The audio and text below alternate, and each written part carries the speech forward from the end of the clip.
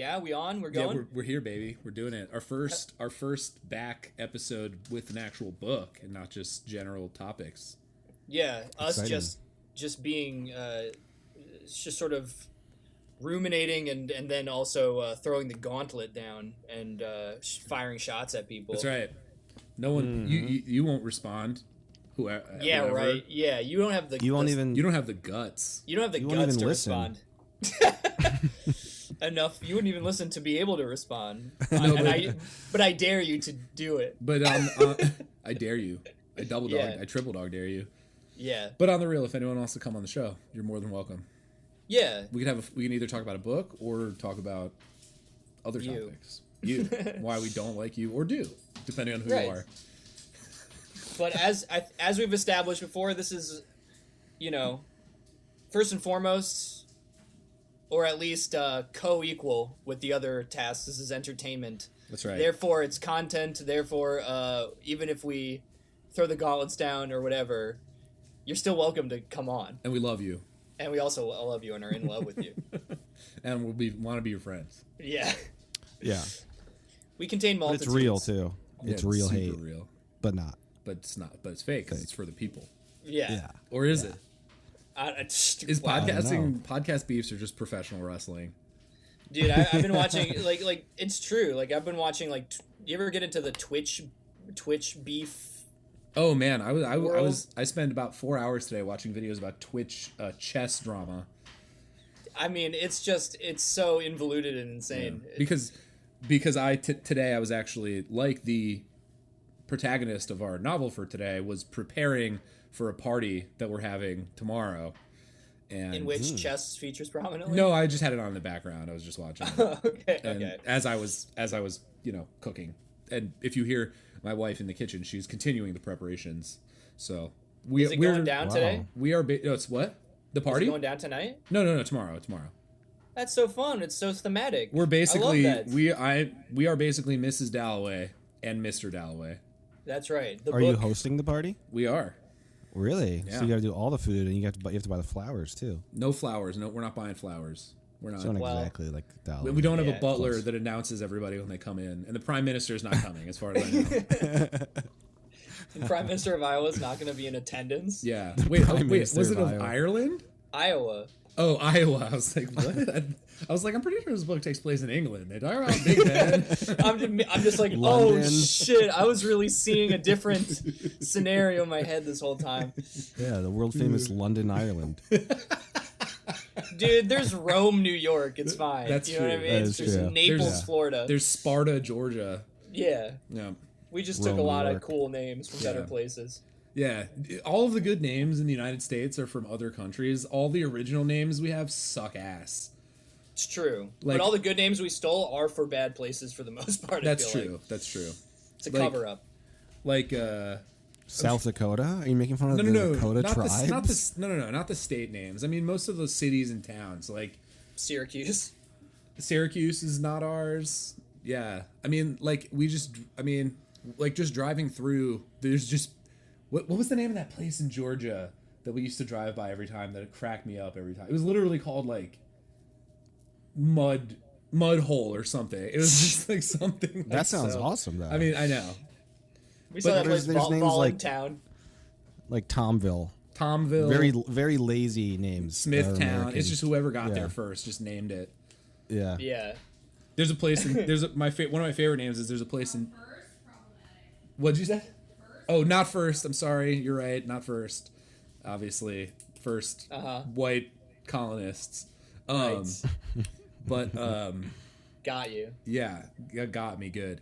There was a place in Texas that I always loved that cracked me up. It was a town in Texas. It's just named Earth. Damn. Earth. I'm just Earth, like, Texas. that's just so. No, they were just like, no one thought of this yet. It was like very late to the game. Yeah, exactly. Like, what's not? It's like a password that's not taken. You're like, okay, finally. I guess I could be, Earth 420, Texas. I can't wait until there's just town names, just like Dr. Pepper fan 727. Yeah. That would be sick. Town, auto-generated string of numbers. Every other letter is capitalized. Yeah. That's gonna happen, dude. That's My what least Vulcan. favorite That's what. is when like city planners they obviously just name streets after like their daughters. It's just like Becky Lane. fuck you. Fuck you and your money. It's better than Confederate generals, though. Yeah. True. It's like a step up, but it's kind of like to the side. It's like up and to the right. Yeah, It's a lateral move. That's right. Yeah. What was that town we saw? It was Voluntown. Vol- It's like, you can be here if you want to. Oh, yeah. that sounds like an indie like Animal Crossing ripoff game. Voluntown? Voluntown. Like you volunteer to be there and you have to volunteer to do odd jobs around with the other villagers. Anyway. Anyway, Okay. as we mentioned, we're discussing the book Mrs. Dalloway by Virginia Woolf. Yes. This Starring is Robin Gabriel's, Williams. starring Robin Williams. Starring Robin Williams. just trying to get his damn kids back. That's right. In his life. That's right. Until they see his Takes penis place. and figure it out. That movie probably could That's not a deleted be made scene. today, could it? Probably not. I can't. I haven't seen it. Even as a kid, I thought it was like a little disturbing. Yeah. How I do need to rewatch because now I'm curious. Like how problematic is Mrs. Doubtfire? Probably a lot. Yeah. I'm not sure. We My should do a brother Zoom. my brother was just Patreon only where we watch it. That's actually a for our great audience. idea. My brother was here recently, and we visiting, and one night we got drunk, and we're just watching '90s pop punk bands music videos and rating how problematic the lyrics were. What was the And worst you got? the worst is like Taking Back Sunday and Brand New, and those are very bad. Those are literally just like, I'm gonna come to your house and kill you, like every fucking song. I never really thought about it. But Dude, watch some of the lyric videos. It's terrible. And of course, a lot of those guys, I don't think Taking Back Sunday that I know, but Brand New, certainly. Some of those, of course, a lot of them turned out to be groomers and sexual predators and duh. yeah. Pop punk was yeah. rife with that. But there were a few that surprised us that were basically totally wholesome, self-reflective, self-crit, if you will. Newfound Glory checks out still. Something corporate shockingly checks out basically. And Linkin Park. We did not listen to Linkin Park, no. No, they clearly were that- troubled. Well, Yeah. actually, I think they made a F. point to never swear in any of their songs. I think that was like a big thing of theirs. Is that true? Really? I think so. Also, Until they did like solo stuff or like branched out on other songs. I'm pretty sure that's a thing. and I think Chester Bennington, wasn't he like the son or nephew of another famous musician I don't from know. a generation prior as well? I'm gonna look up that That's important possible. information. But really quick. so you're saying basically Linkin Park was the Seinfeld of new metal. How so? Yes. Just like no swearing, just wholesome, Yeah, just no you're swearing, right. no mean Yeah. jokes. Your jokes should be able to stand up on themselves without yeah. shock value. That's right. That's right. It's like, all right, Jerry, why don't you marry a 17-year-old again? Did he? Is that true? That's 100% Is his wife true. like Yeah, crazy younger than him? definitely. It was a Woody Allen situation. Not quite Woody Wow. Allen. Woody Allen's even Not quite. creepier, but yeah. Yeah, not gonna say the connection between those two people, but all right, let's see what we got going on here with Chester Bennington. I don't know. Anyway, sorry. Seinfeld. Let's not. I don't want to get bogged down Yeah, because yeah. I really am excited to talk about Mrs. Dalloway. Yes. So And yeah, take us away, Gabriel. well, okay. So this was my choice, and I wanted to read it for a couple reasons. One, because I had never read this book, which I know is sort of, it's one of those, kind of what's the term I'm looking for? Seminal texts, very kind of English lit degree. You got to read it. It's like, one of the kind of high watermarks of modernism, which we can talk about. Matt, you probably know more about the definition of that term in this context than I do. And and I just felt that it was something that I should probably read in my life and thought this was a good way to do it. The other reason I wanted to read it is because Cliff, Better Than Food Book Reviews on YouTube, did a video on To the Lighthouse, and it was dog shit. And I wanted to produce some better content about Virginia Woolf, hopefully. So those were. Have you read The Lighthouse? No, but I Or have it. whatever? I bought. It was funny. I was drunk and I was watching that video. you know, and I was so mad because it was terrible, and I just protest bought like 5 Virginia Woolf books that night because Cliff's Oh, you video was showed so him. bad. Yeah, that's right. Owned. Oh, and I Cliff- bought some books on Amazon, Cliff. He somehow Gotcha. sees your sales and he's just like, my work here is done. right, And there's a that's little whimsical twinkle in his eye. Yeah, but of course just I'm like, you know, I'm like drunk and I'm just twinging like, the yeah, stash. fucking the owned Cliff. I owned him. I did read To the Lighthouse back in college, which is, aside from A Room of One's Own, is the only thing that I read of hers. I did read that. I forgot about that. Which I loved it. I haven't read. Yeah. Yeah. You know, I think the problem with that was also that Cliff's review was pretty negative, and the overriding critique was that she was too depressing. Yeah, literally. Which That was his claim. Or Literally, his, like, literally, Cliff's review of the book was basically like Virginia Woolf needs to smile more. yeah, Oh my God. yeah, it was. Yes, it was fucking absolutely that. And then he's like, "Hellbeck's so Wow. good."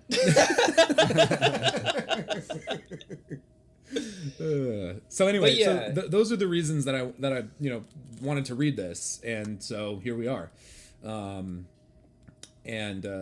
yeah, we can plot wise it's a little difficult to describe, I guess, but it's simple but also difficult, right? Because the book is not a plot. I wouldn't say it's a plot driven book. It's a sort of character / interior monologue / you know, human kind of existentialist terror and relationship based book.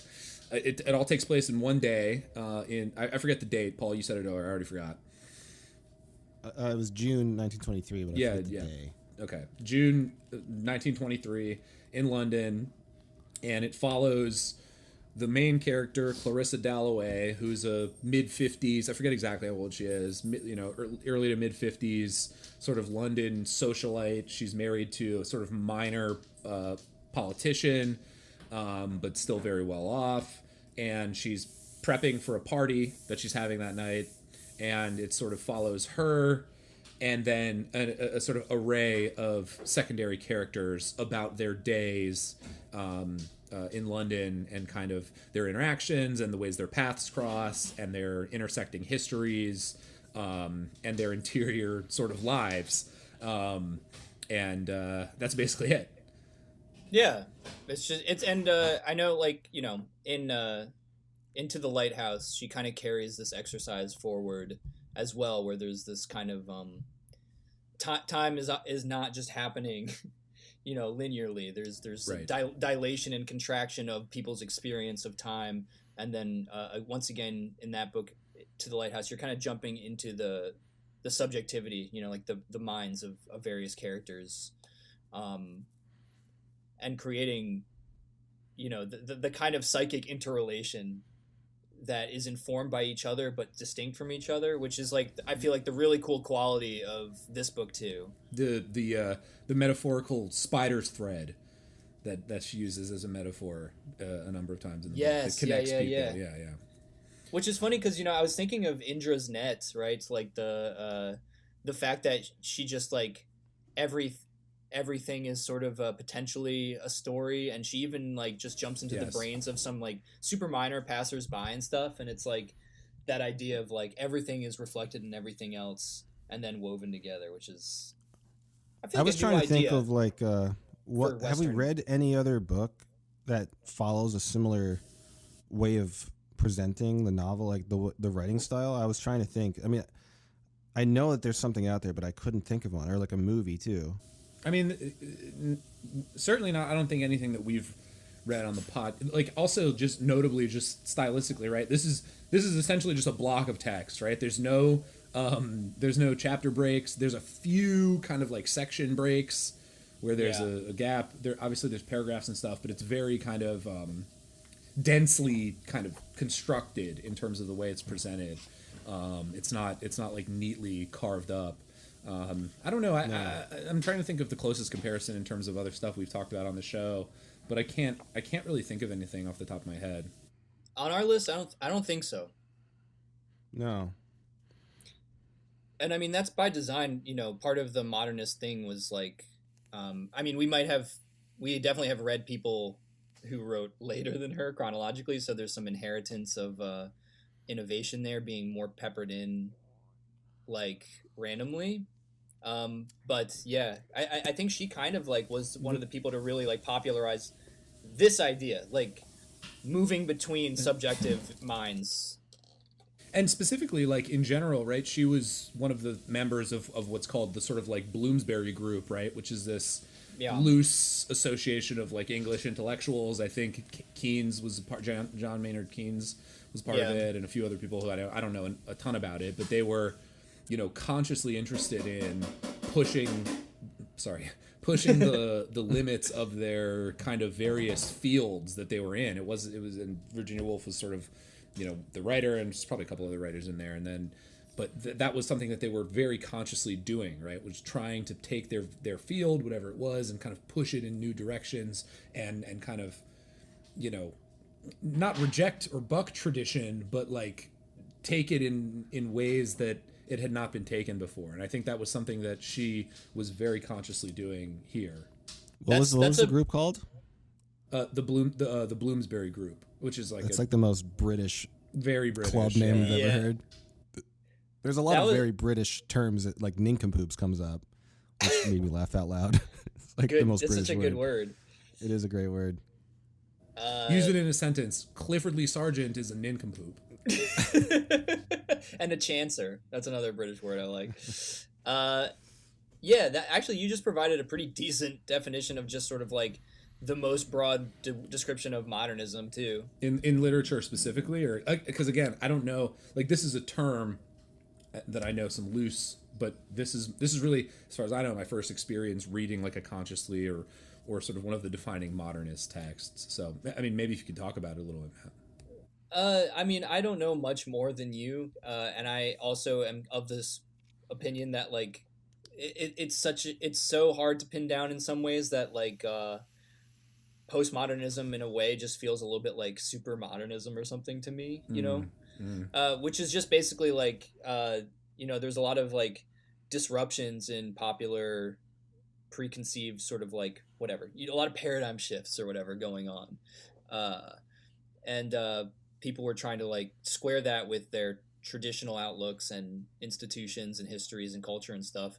And so yeah, you get exactly what you were describing, which is like they're not necessarily they're trying to like move things forward while not like throwing it out quite yet at this time. Maybe that's something that happens more later, and that's what's called postmodern, is like the actual like just destruction of those things. But so yeah, it was more like taking old forms and trying to like rejuvenate them with new content as a way of I don't know, like realizing the new ideas that were being pushed about like industrialization and the war. And yeah, this is all post World War I, obviously, it's a defining kind of event in the book as well for the characters in the book, not just the context of the writing. Yeah, and you've just got like all the like fallout from Darwin, and then you've got significantly I think Freud and Jung, which I think is a big part. Jung is a big part of this book. Just collective unconscious like stuff. Sorry, I was about to say bullshit. I don't like Jung. Yeah. But yeah, I think Virginia Woolf herself was pretty interested in psychoanalysis, though. I could totally see that. Well, I feel like the style is written from the perspective of someone who like understands their own psychoanalysis. Like I feel like Woolf was writing in a very like disjointed. I found the writing to be pretty difficult because it was so disjointed and so stream of consciousness, and you really have to like thread and pay attention to understand like the plot points. But she goes off on tangents, and it feels pretty like anxiety ridden, even though it's like written very calmly too. Definitely. Which was a very strange mix. Like most of like all the Zoomers out there read this book. Yeah, it's like it's like anxiety provoking, but also quaint, which was a very strange mix. Yeah, it's definitely that's a great way to put it, Paul. It's not an easy book to read. I would say it's actually, yes, you're right. But once again, the emphasis is like easy, but like even on just a prose level, Like you could pretty much just read any chunk at random, and it's, I would just say, beautiful. Like it's just beautifully wrought, and like I think Virginia Woolf is like, I don't know, she's just one of the best prose stylists I've read. I also am super partial to like this era of writing, which does have like the old and the new, like Yeah. the like sort of Queen's English meets I don't know, new terminology and some new techniques. Right. I think in terms of reading the book, it's definitely, I think the way you put it, Paul, is right. It's anxiety inducing. It's very just like, I wouldn't say it's quite, and I would say that it varies a little bit. There are chunks of the book that are not as intense in that regard as others, and she's very good in the I read the introduction to my edition, or the foreword, which was written by I think Maureen Robin Howard Williams. and Robin Williams. And the way that they put it, which I thought was really apt, was that Woolf has a way of, at least in this book, because it's the only one I've read, but like having these moments or these small sections or paragraphs or even sentences that work as like anchors holding down the corners of a tent that's being blown up in the middle. And That's a good way of putting it. And like, because there's these moments of really sharp, dramatic, kind of punctual writing where she drops a sentence or a phrase or even a small paragraph that's like super to the point, super, terse, and it sort of serves as a bookend or whatever to a section that is like off the wall, like out there talking about just doing this stream of consciousness, free association almost type stuff that's describing what's going on in a character's head.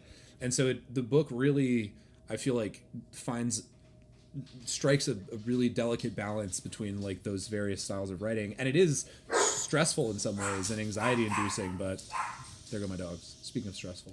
Yeah, it's like I like your metaphor. Yeah, it's like someone trying to put like a big. It's not tent up mine. It's in Maureen Howard's. Oh, you freaking fraud! I said that. I said it was in the He introduction. admitted. Oh, okay. I He's an missed that. honest academic. Yeah, it's like someone trying to put a giant tent up in a windstorm, and they got like one pole down. Right. Those sentences are like that. Like it's staying down, but it's like Barely. Yeah. And there's There's like an undercurrent throughout the whole novel of just like a frustration, an undercurrent of like, I don't know, something is loose and not totally like correct, and it made me feel icky. I think like, again, that this is where the date matters, and like I also read that Virginia Woolf was like being a bit, I guess she was nervous of being too open about wartime stuff, so, Which I find interesting because the book is pretty open about a lot of other stuff that was like similarly taboo at the time. Like, yeah, there's a potential like lesbian relationship. There's like PTSD and suicide and a lot of other very things heavily. that are like, This kiss. That's what I thought of when that scene came up. great song. all the things you said running through it. Yeah. Yeah, so I don't know what, maybe it was just like too soon for this in particular. Like, Well, I mean, I don't even know if it's a question of like too soon. I think it's just a question of, and I'm sure this episode, every book is a sequel to the last book. Next week we're going to be talking about The Great Gatsby, and we're going to be talking about a lot of the same shit, but it's a question of like putting back together the sort of like pieces of the world before World War One and like what that looks like, and I got that sense from the book too. And this is something that Howard talks about too in the introduction to my edition. But like this sense of like trying to kind of fit back together, but knowing that it'll never fit in the same way that it was before. Like how do we talk about what happened? How do we talk about life after World War One. And I know it's like it's a different context, and there's those sorts of discussions happen about a lot of literature post World War II. But I think it's easy to forget there was another World War that put a lot of people through similar experiences. Right. This is the first punch. This is the first punch in, like, obviously historically one of the most important like 1-2 KOs for like a lot of different cultures. Right. Like in the 20th century. And art, right? Like and then art, coming from that and dealing with that. But Paul, I think you're also right. Like this, because we're going to read Gatsby next, and that's a very American accounting of how certain pathologies were channeled and dealt with or whatever. And then in this one, it feels super British. It's like stiff upper lip, quiet desperation, like. Let's just we'll have a party and we'll just not talk about it, and it's uncouth to and I did the right thing and I married a politician and everything's fine and you just deny a Doubtfire. Yeah, totally. Of course the one you can have your Doubtfires about how much it's gonna hold together or whatever. Lady Doubtfire. Yeah, introducing the Lady Doubtfire. But of course, the one foil to that is the character of Septimus, right? Yeah. Severus Snape, yeah. Jesus damn it, Paul. Sorry. If anyone is earnestly trying to listen to this, they're gonna be so confused. Yeah. They're like, so Robin Williams and then Snape? Oh god. We can get into all this more, but yeah, I think just in terms of the big context.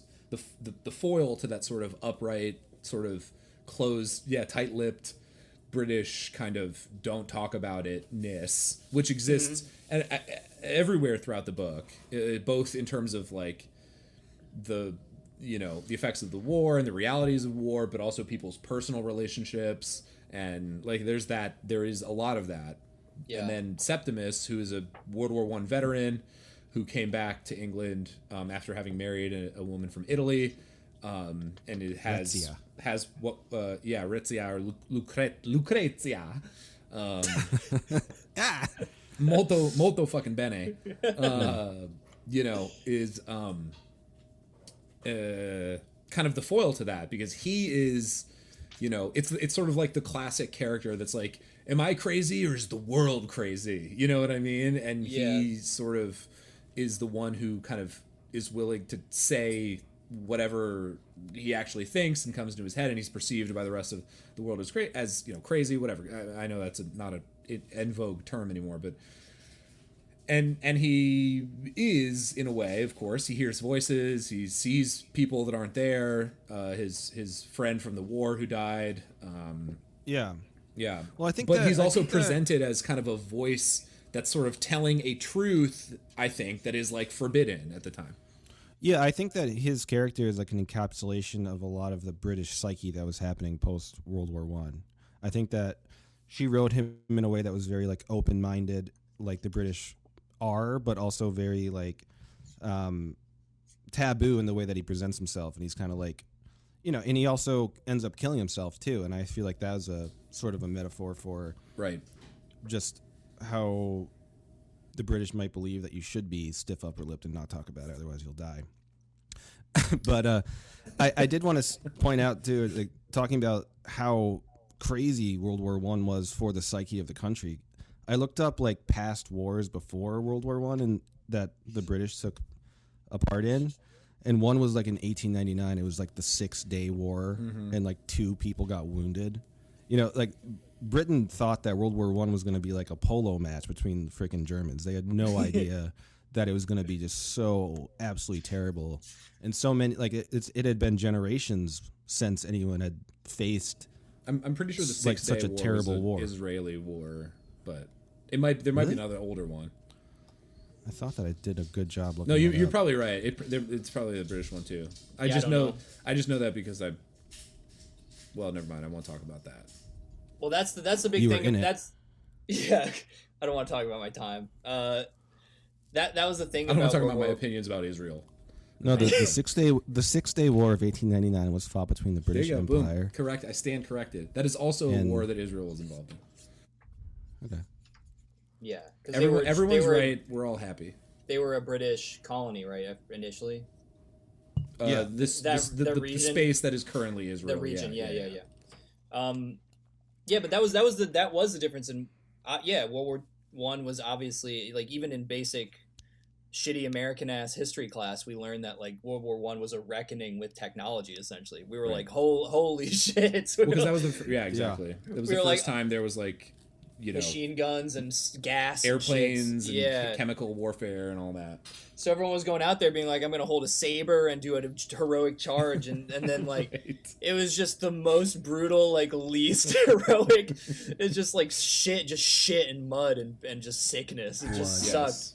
Right. So that was the first big trauma. I mean, not the first trauma, but a reckoning with, like, the dark side of, I guess, technology, which people also, like, even, like, by around the late 1800s were already, like rallying against, like seeing a turning point where they were like, okay, like technology can go this way for us or this other way, which I thought I find to be so interesting. Like by the time you get into like the 1900s, like there's a lot of like in the US again and in Britain, I feel like there was a lot of like these like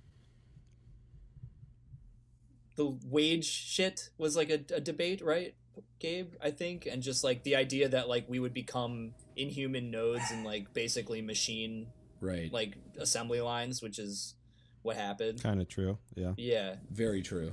Yeah. But for a while it was like a question mark, and then people were sort of like depressingly just sort of like realizing by the 20s like that they were losing that battle. Well, that's what I kind of think. Like a lot of the technology placed in the novel kind of represents like like there's a lot of airplanes that people are kind of like afraid of. Like they're kind of. I think it reminds them of the war, and Yeah. it's just like a knife in their psyche telling them that like technology is here to stay and nothing is going to go back to the way it was before. Yeah. Because what is that skywriting plane doing? I think it's running doing an something. ad, right? I think it's an ad. Yeah, it's doing an ad. I love that. Yeah. And I that was the scene that I was thinking of when you were just talking, Paul, because there's this scene early in the book where people are on the street going about their day shopping and whatever, and then this plane flies over and everyone kind of like freezes and like looks up and is kind of captivated and like wondering what is this thing doing, and they're all kind of watching it and with this combination of like awe and terror, which is like the attitude to technology and everything, I think, at the time. Yeah. And it just turns out to be writing an ad, which I just thought was fucking hilarious. Mwah. I just like that was one of my favorite parts. It's just like this thing, and it's like invoking terror, rightly so, because they had the shit bombed out of them. And it's just like an ad for like I don't know what it was, something super stupid. And meanwhile, Septimus thinks it's like fiery writing in the sky by like God telling him Giving him messages, yeah. how to like unite all of humanity under a single like utopian banner. I love it. I also think that sort of question about like the general attitude towards technology in the book and at the time is reflective of, or not technology specifically, but sort of like post World War I. Like, okay, like now what, right? Like where do we go now? What are our next steps? How do we, put this shit that we've been calling civilization and society back together, knowing that this can happen? That's, I think, to me, reflected in the attitude of the modernists and the people involved in those sorts of movements, because that's what they were concerned with. What are the next steps? Where do we go now? Clearly, like, repeating the past is a bad idea from their perspective, because it put us in a place where we had, that. And Were the modernists figure out something generally different. like optimistic then? Is that a big difference, you think, between postmodernists and modernists? Because it sounds sort of like a more of a positive, like, let's make change to make sure this doesn't happen again. And postmodern is kind of like more accepting and like, this is the way things just are. I mean, I think it caused. I don't think it was the initial sort of postmodernist explorations into like furthering modernism were sad or cynical necessarily, but I think it did largely create like a kind of exhaustion in most people intellectually. I don't know Yeah. what you think, Gabe. Well, no, I mean, I think that's right. I mean, I think a lot of people accuse the postmodernists of sort of being, and this is a separate conversation, probably would have had being that sort of cynical detachment, that kind of like, layer on layer on layer and on layer, and self-reference on self-reference on self-reference, and it's not engaging with anything sort of quote unquote real, whatever the fuck that means. But Mm-hmm. on the question of optimism, I don't really know. I mean, I think there's a in this book at least there's a sort of balance, because there's a lot of dark shit in this book, and I don't know if I would call it optimistic, but there's a sort of like, it's a sort of like Beckett, Beckett vibe, like I can't go on, I'll go on. You know what I mean? Like Yeah. that's kind of the vibe that I got from it, more than any sense of like affirmative optimism. I was just reading it's Cremo is the thing that the plane is riding in the air, which is like a toffee. It's like a candy. Perfect. And everyone else is just like slowly breathing a sigh of relief. They're having war flashbacks, and then Septimus is watching is he's going. I don't know. He's like noticing like nature around him because he's just sitting on a park bench, and he just says, "But they beckoned. Leaves were alive. Trees were alive." And the leaves being connected by millions of fibers with his own body, they were on the seat, fanned it up and down. And then later on, he goes, "Men must not cut down trees. There is a God." He noted such revelations on the back of his envelope. "Change the world. No one kills from hatred. Make it known," he wrote down. Yeah, just stuff like that. Like, Yeah. he's having this, like, almost messianic delusion. Oh, absolutely. And I mean, I think, Septimus is really interesting. I mean, also because of the way that him and Clarissa Dalloway intersect at the end of the novel, when she sort of hears about his doctor bring up, or I think it's his doctor that brings it up, I forget, but someone brings up the fact that this guy had killed himself. She doesn't know who he is. They didn't know each other personally, but it's brought up at her party that a soldier had recently killed himself by jumping out of a window. And she goes kind of upstairs alone and kind of reflects on it a little bit, and it's a way that their characters kind of intersect, and she feels this kind of kinship for him, but ultimately obviously makes different decisions, and I think that's a really interesting scene in terms of like how people deal with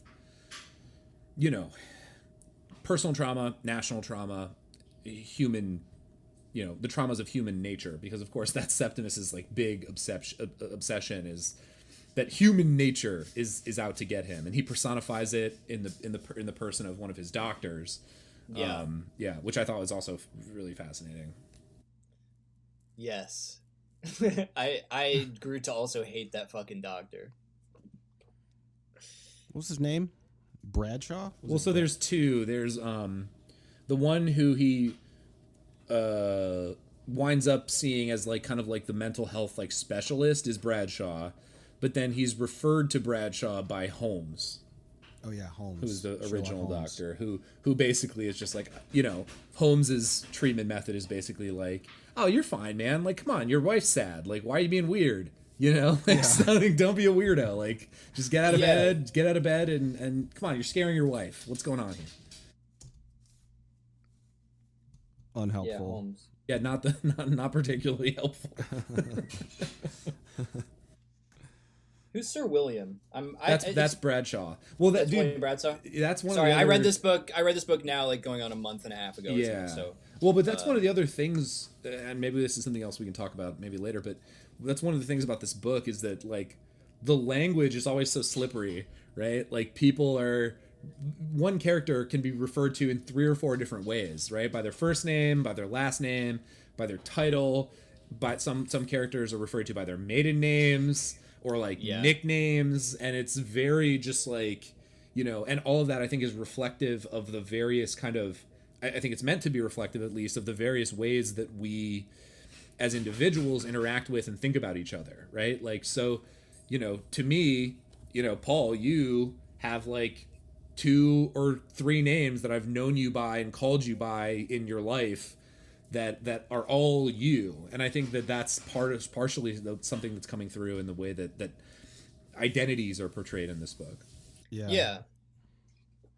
Well, and also it just points to the realism of the stream of consciousness thought process, right? Is like when you're like how you just said, when you're thinking about a friend, you don't always refer to them as Gabe or Matt. It's like my friend with the glasses and curly hair. I think that.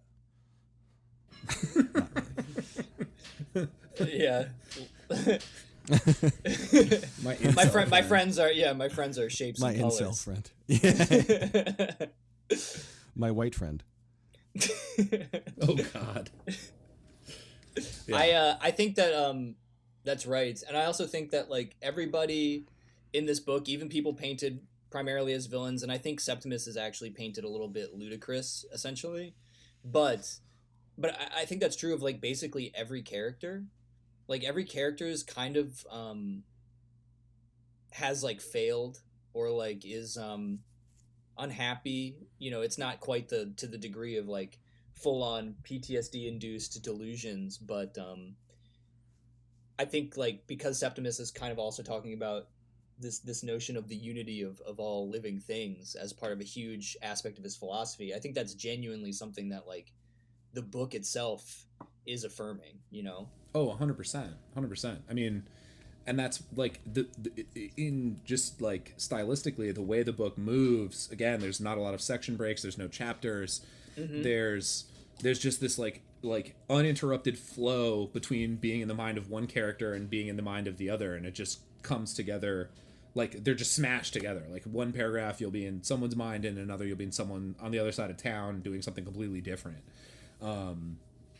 And I think I think you're right that's partially affirming kind of some of the stuff Septimus is saying. I don't know that I would say that he's painted as a villain or whatever. Not a villain, I know you did, but I meant the doctors were villains. The doctors Septimus are definitely is villains. ludicrous or like some kind of laughable figure a little But bit. I also think that in some ways like there's a sense of, because at the end Clarissa expresses this affinity for Septimus, and I think there's a number of layers to that, but I think part of it is that he is this character who is kind of just like unavoidably authentic. He doesn't put on he can't put on airs. He doesn't dress the way people expect him to dress or want him to dress. He doesn't say what people want to hear. He is just completely, authentic and unfiltered.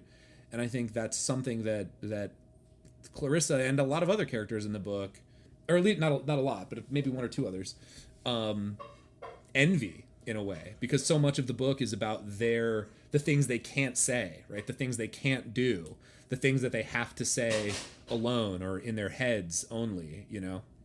Yeah.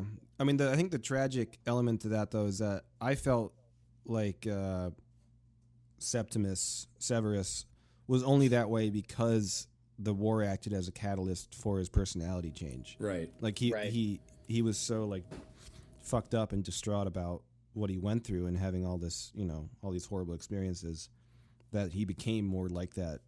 So people envy that in his personality, but he's also just incredibly tormented. So it's not really something they should be envying. Right. Yeah. Well, but it's a sort of like, and I think she talks about death, and when she's thinking about his death, as a type of not freedom, but some sort of like, maybe she does use that word. I forget, and I'll look it up. But there's a sense of his choice to die as kind of like the ultimate free choice that Clarissa envies in a way, or And I'm sure a million people have said, and that ties in hindsight so perfectly with Virginia Woolf. yeah, of course, right? Who, if you don't know, committed suicide by walking into the ocean. Yeah.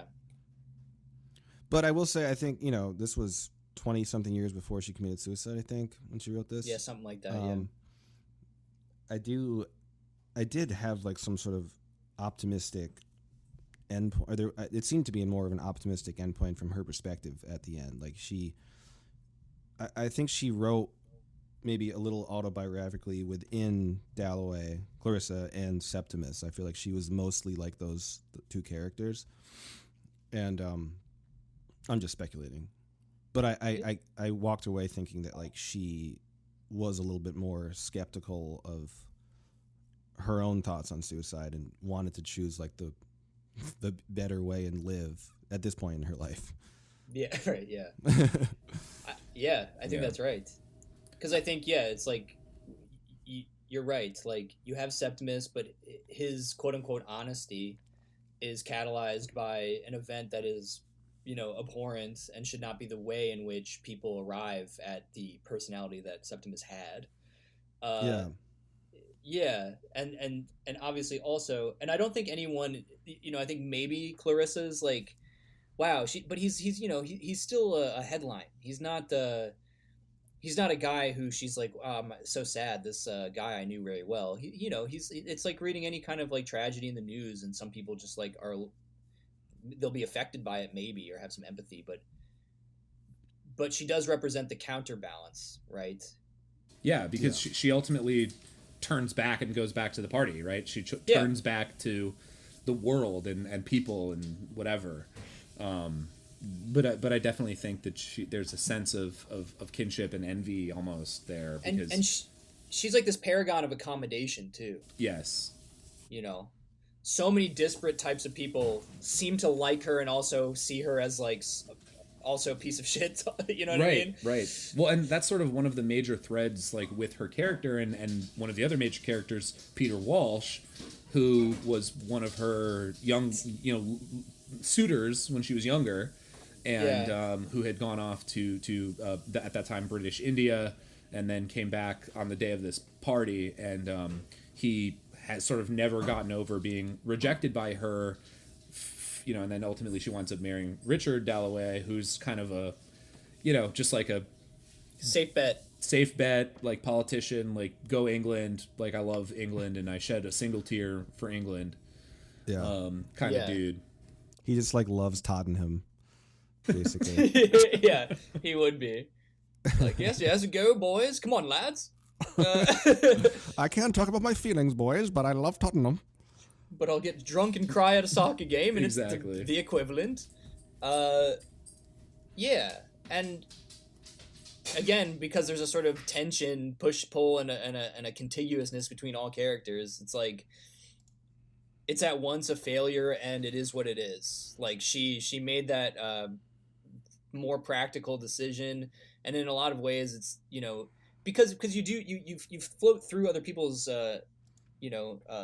individual minds, so you get the thoughts they have about each other, but no one is ever communicating. There's no Yes. communication happening whatsoever. So it's like one of the things that I would love to do at some point if I had a bunch of time.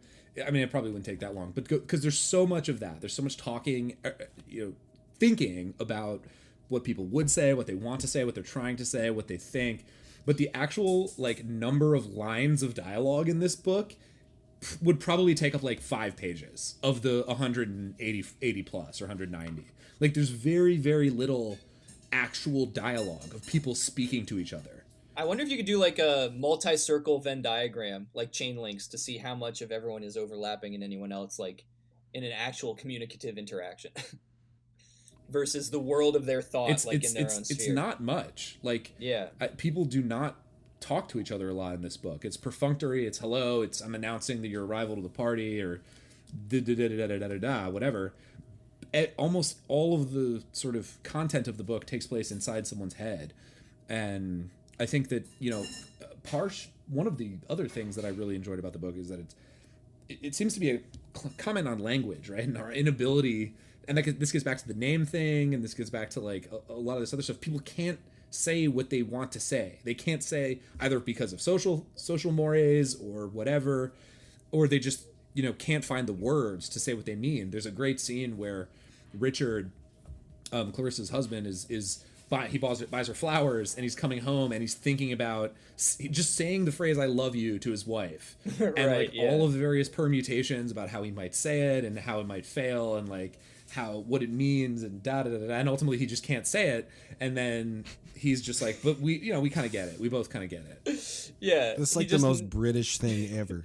Like this whole line of thought is just like so exemplary of how I'm told British people are, right? Right. It's just like they just can't express anything, but they live like they try to live like with an upbeat attitude, or at least like content attitude, and it comes totally through with so many of these characters. Hey, if there's any British people out there, come on the show.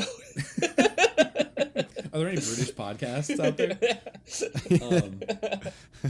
But I also think it's like it's a point, right? She's making a point, because it's also like it's a sort of funny scene. It's about like a British kind of interpersonal relationships or whatever.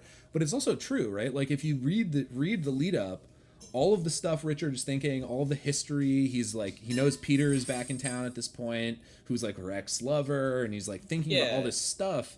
And like, I think part of the point that Woolf is trying to make, which by my lights is sort of a postmodernist point, is that to try to express all of what's going on internally just with a phrase like "I love you" is sort of ridiculous.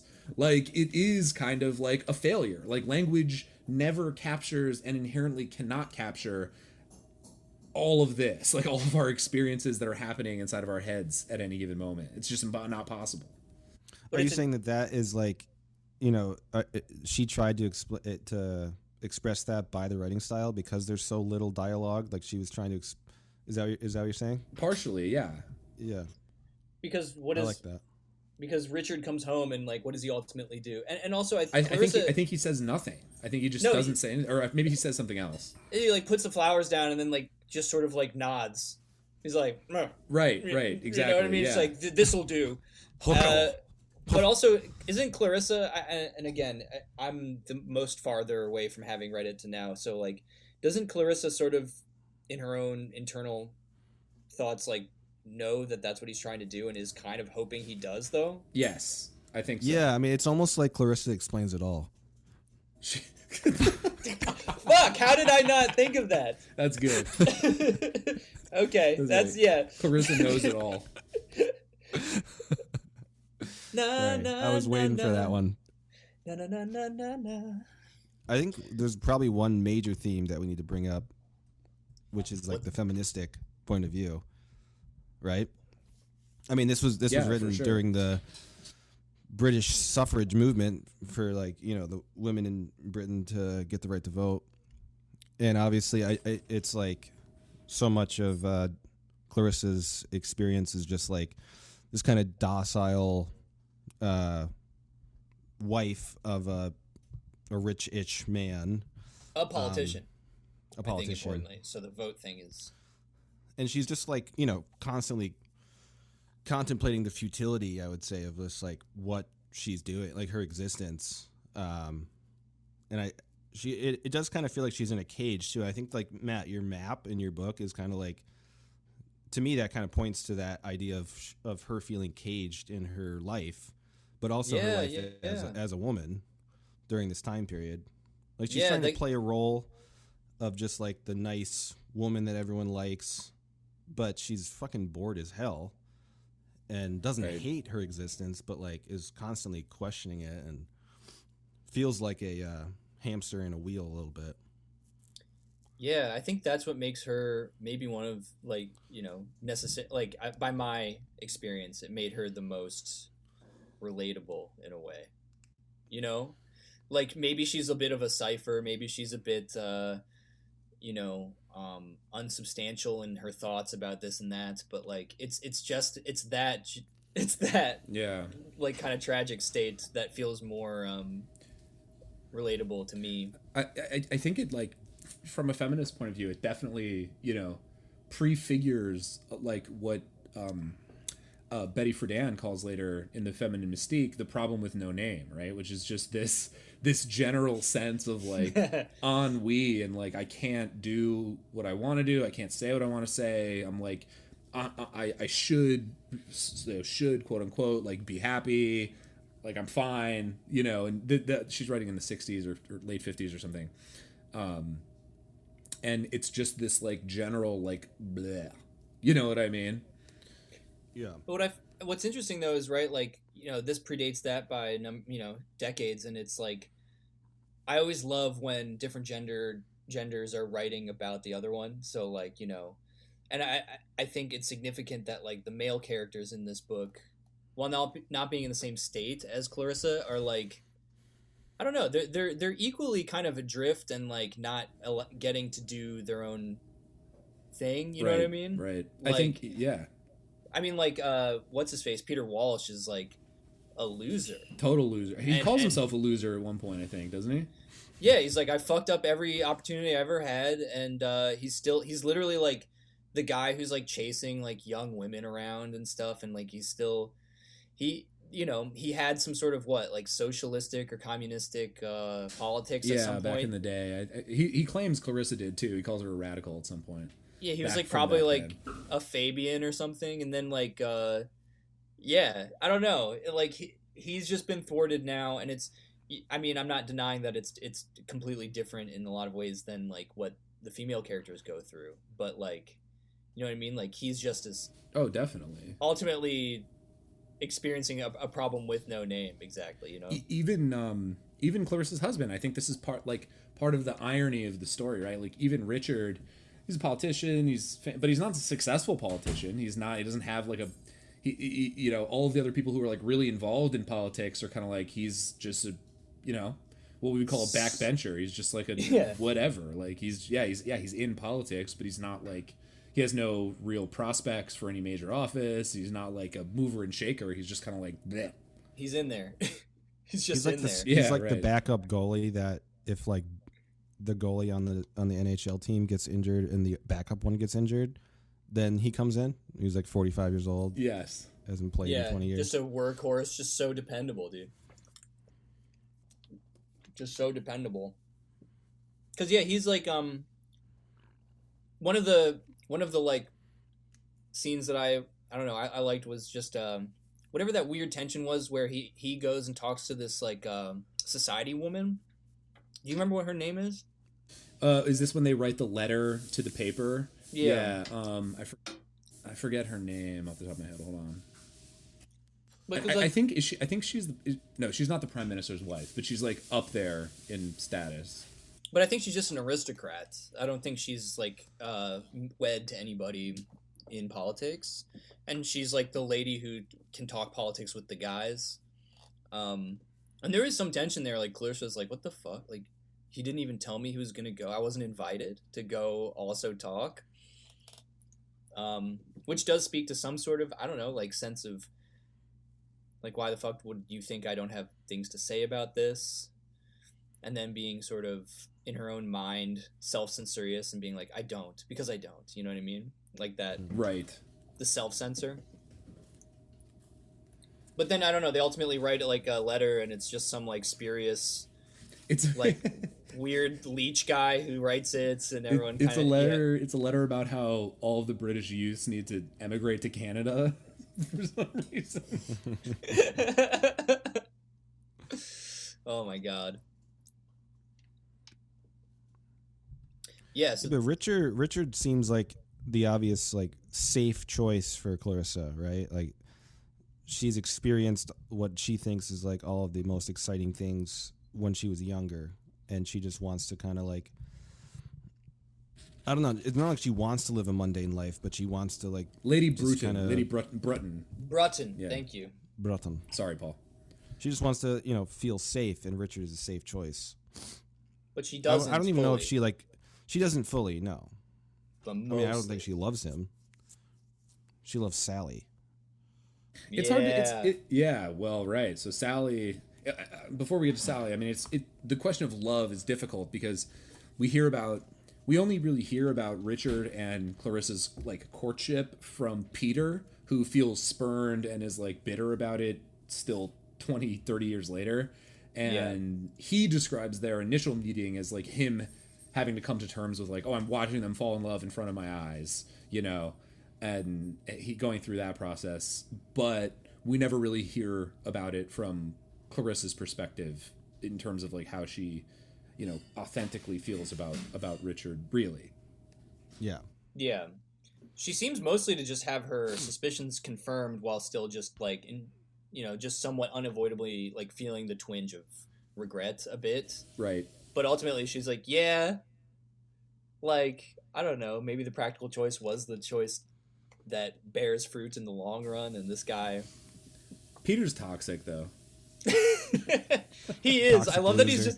he's just I love the like just the straight up just like phallic knife that he just fingers the whole time. He's just constantly just He's like got a playing with his pocket knife. He gets nervous and his knife just slowly starts to come out and he starts just like opening and closing it. Oh God, yeah. Yeah, I did like also that Sally is also in Mrs. Doubtfire, Sally Field. That's Which is right. interesting. Mrs. Doubtfire is just like a weird recreation of Mrs. Dalloway. I'm convinced now. Yes. We can But yeah, flesh that so out for sure. Sally is one of Clarissa's other youthful love interests, who she's had sort of spent summers with, I guess, in this town. I don't know the details of like where things are in England, but All of the like love triangle bullshit started in some like country estate that they all stayed Right, at for a right. while, and they were all kissing each other and falling in love with each other and Yes. like going on picnics. Playing tennis, Yeah. Wimbledon. Basically, yeah. And then from that, they all moved to London. And they're all just kind of like, yeah. discouraged adults in their like late 40s, mid 50s. Mm. And I think Sally, because the first time we actually meet, is this the first time we meet her?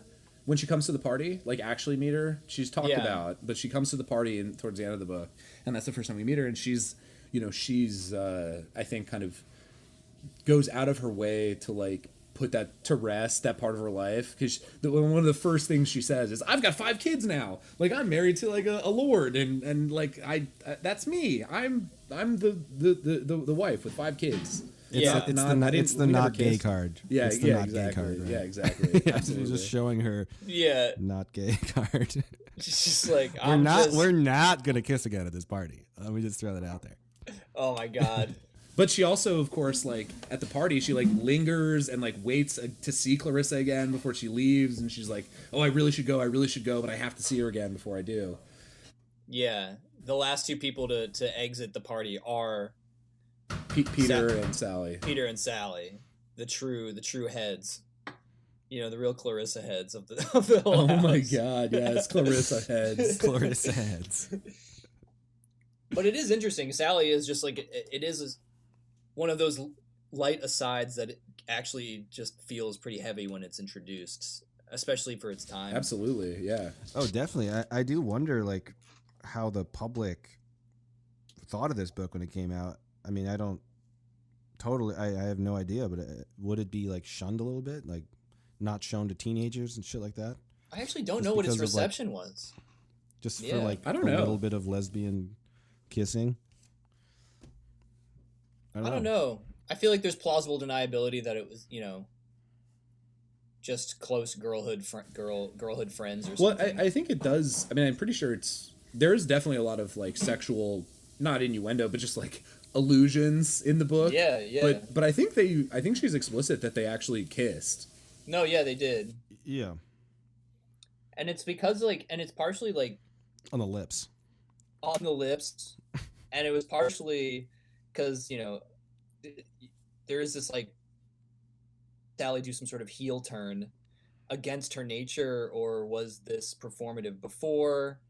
I don't know. It's funny. I know a couple people that remind me of like this sort of transformation of like people who were like really wild, and then and then particularly like married kids. They And then- married kids. Oh, Married. Oh God. Shut up, Paul. Sorry. I meant that as married, I know. comma. No, yeah. We got it. We got I know. it. Fuck! I think it was I think it was a Zoom glitch because it was like married kids. No, it Came was out me. really fast. It was me Oh. speaking wrongly. Yeah. Yeah, and then just being like, but also being genuinely happy with that scenario. Like that was actually like in my experience, those types of people I meet, the other part of their life was largely performative and fueled by despair. And Yeah. then, Yeah, it's hard to tell which part. It's hard to tell, is fueled especially by at our age, performativity and though. despair. It's hard True, to tell at true, our true, age too, because these people, it'd be like 10 years from or 15 years from in our future. We don't know how those people are gonna feel about their lives, yeah, For the tw- yeah, right. But just like I think what the attraction partially was just like there's a girl, and she's not acting kind of like a girl. She's a tomboy, basically. Yeah, tomboy. And she's she's good at field hockey. She's riding horses and what? Are you doing British? Don't you let were me doing do it. You were British. doing it. Don't let me. You've already done it like a couple times, and it does veer into like something unrecognizable to me.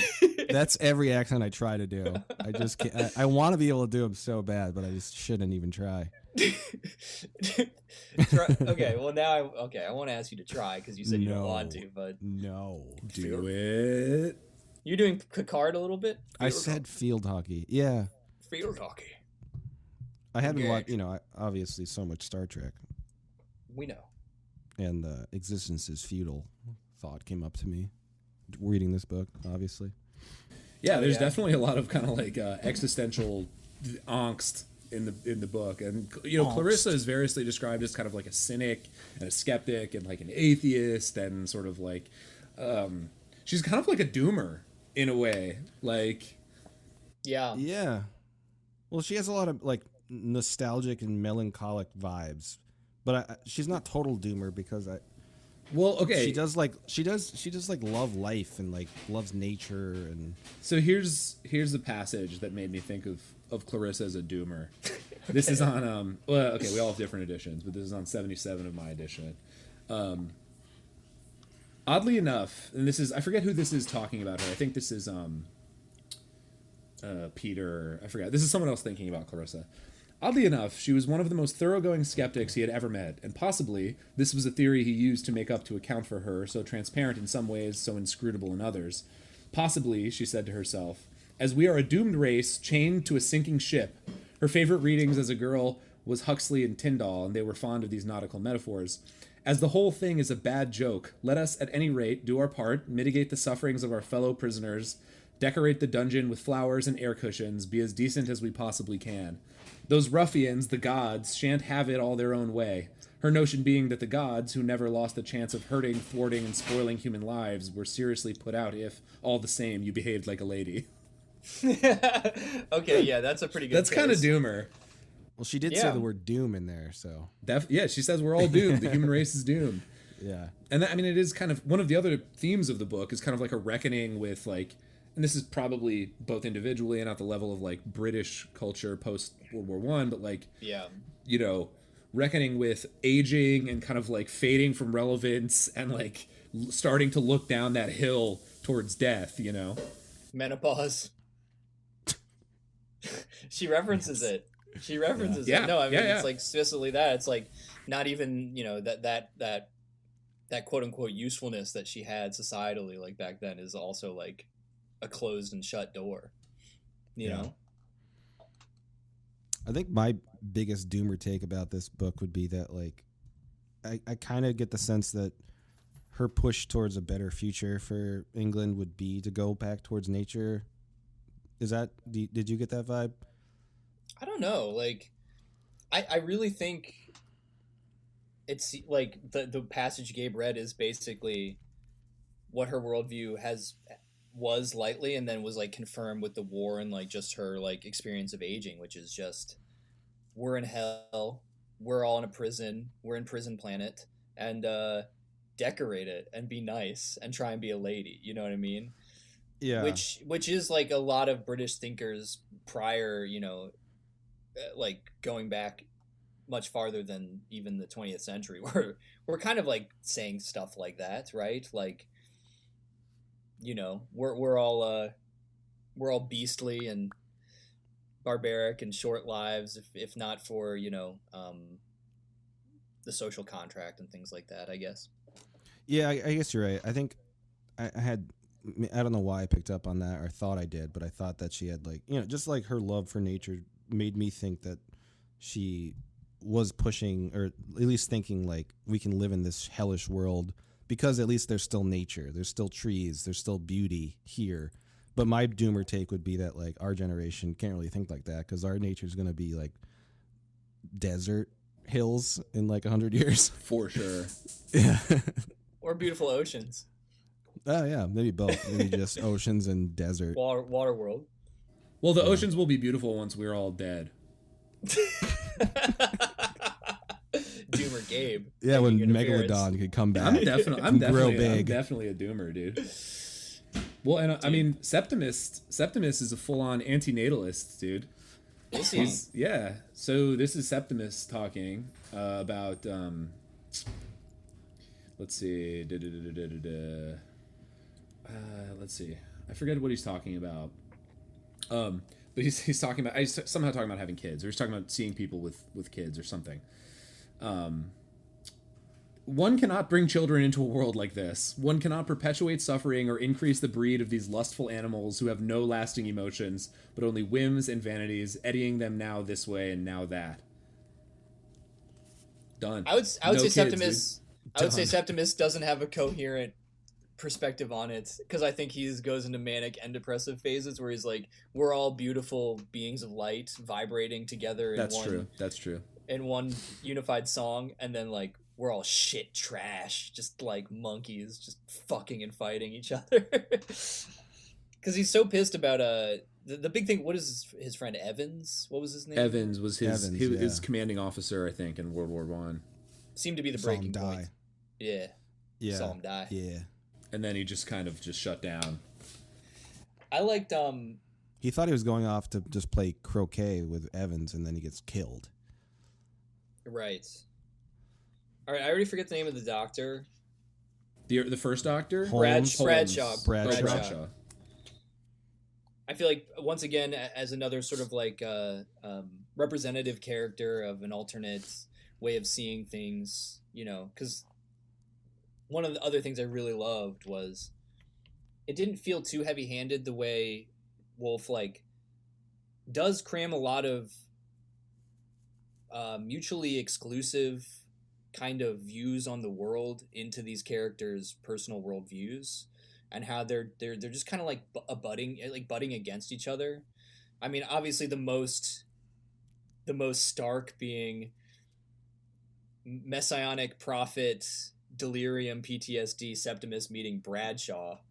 And then Bradshaw, there's just, I'm not going to read this full chunk, I don't think, but just like Bradshaw just goes, proportion, divine proportion. Sir William's goddess was acquired by Sir William walking hospitals, catching salmon, begetting one son in Harley Street by Lady Bradshaw, who caught salmon herself and took photographs, scarcely to be distinguished from the work of professionals. Worshipping proportion, Sir William not only prospered himself, but made England prosper, secluded her lunatics, forbade childbirth, penalized despair, made it impossible for the unfit to propagate their views until they, too, shared his sense of proportion. His if they were men, Lady Bradshaw's if they were women. Bradshaw is a full-on fucking eugenicist, dude. Yeah, and that's just eugenics, utilitarian, British guy coming at you, you know what I mean? So you get that too, which I appreciate. Do you think that Bradshaw is like relating to the Darwin side of things? Yes, probably. Yeah. As like the cutting edge science still, I'd say so. Especially if he's a eugenicist. Right, which was a very popular, like, immediately post-Darwin view of Darwin's theory, which is not what it actually is. But yeah, yes. not true, but yeah. But yeah, so you got that guy, and he appears a couple more times, sort of expounding on that. Popping off. He really Just does going pop off, up. dude. He pops off. He loves how he thinks. Yeah. Most other people are a little more conflicted, and, you know, I think it goes with his worldview that he would also be the most confident in his. Yeah. Everyone else is kind of like, I don't know, fucking feeling despair because of the doubt and dissonance and contradictions in their own thought. Yeah, right. And I mean, I think, of course, you know, Bradshaw is one of the richest characters in the book because he's like the specialist doctor, and he's just like caked up like majorly, which I think is, you know, makes it easy to be fucking sure of your worldview when you're rich. Yeah, it's the unholy combo of like, you are happy and comfortable through potentially bad circumstances, and then you just completely reinforce all of that with like the ideologies and like intellectual little like filigrees you believe in, and then you're Right. there. Then you feel good. Got it. Feel Figured good, it out, dude. You got it, dude. Yeah. Just absolutely BTFOing your dogs every now and again. What did you guys make of Septimus's wife, Rezia or Lucrezia? I thought that was I was thinking like I couldn't help but think about, you know, because he comes back from World War I with this Italian wife, he develops PTSD, and she's miserable, and I just couldn't help but think about like how many relationships does that describe like in post-Vietnam era United States? You know what I mean? Like, I just thought it was really well done. Yeah, she was just more sad than anything else, especially because like, you know, it's like she seemed to genuinely love Septimus, and Yeah. And well, they describe when they first like meet, and it's like this genuinely beautiful moment, and then of course they share one of the more like beautiful moments in the book right before he kills himself, when they're like she's working on like, you know, sewing a hat or like making a hat or something, and they like start goofing around and putting funny decorations on the hat and stuff, and it's adorable and great. And like you get this sense that like Septimus is like coming back to reality a little bit, and then the doctor shows up and he instantly just jumps out the window basically. yeah. It's fucked up. Super fucked up. Yeah. Apparently love isn't all you need. And that's the Beatles, and they're British too. And the Beatles suck. We know on this podcast we're anti-Beatles, or at least me and Paul are. Yeah, I don't like the Beatles. They got some bangers. I'm sorry. I get the sentiment though. I do. You know, I don't like the British.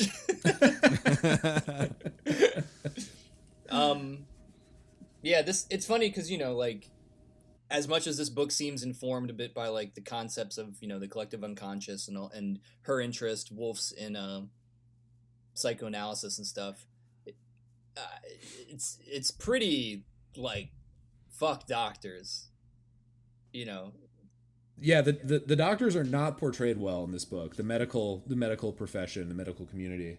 And I mean, I think I would be interested, you know, because so Bradshaw, right? Like, Lucrezia takes Septimus to see him on the reference from Holmes, and he is sort of this like, you know, kind of an, you know, like elevated, mental. He's like, oh, you just need to go to my special home where we're going to teach you how to rest for 6 months or whatever, and you just rest, and you know, it's like it's like the precursors of like the insane asylums. Wow, in the United States, that we're just doing fucking electroshock therapy and shit, and you know, it does make me wonder, like, I don't know enough about Virginia Woolf's life, but what her experience with the medical establishment was. Clearly she had some mental health issues and suicidal ideation and whatever, and then ultimately did kill herself. So I wonder if any of this was sort of based on her own experiences. I don't know enough about her life.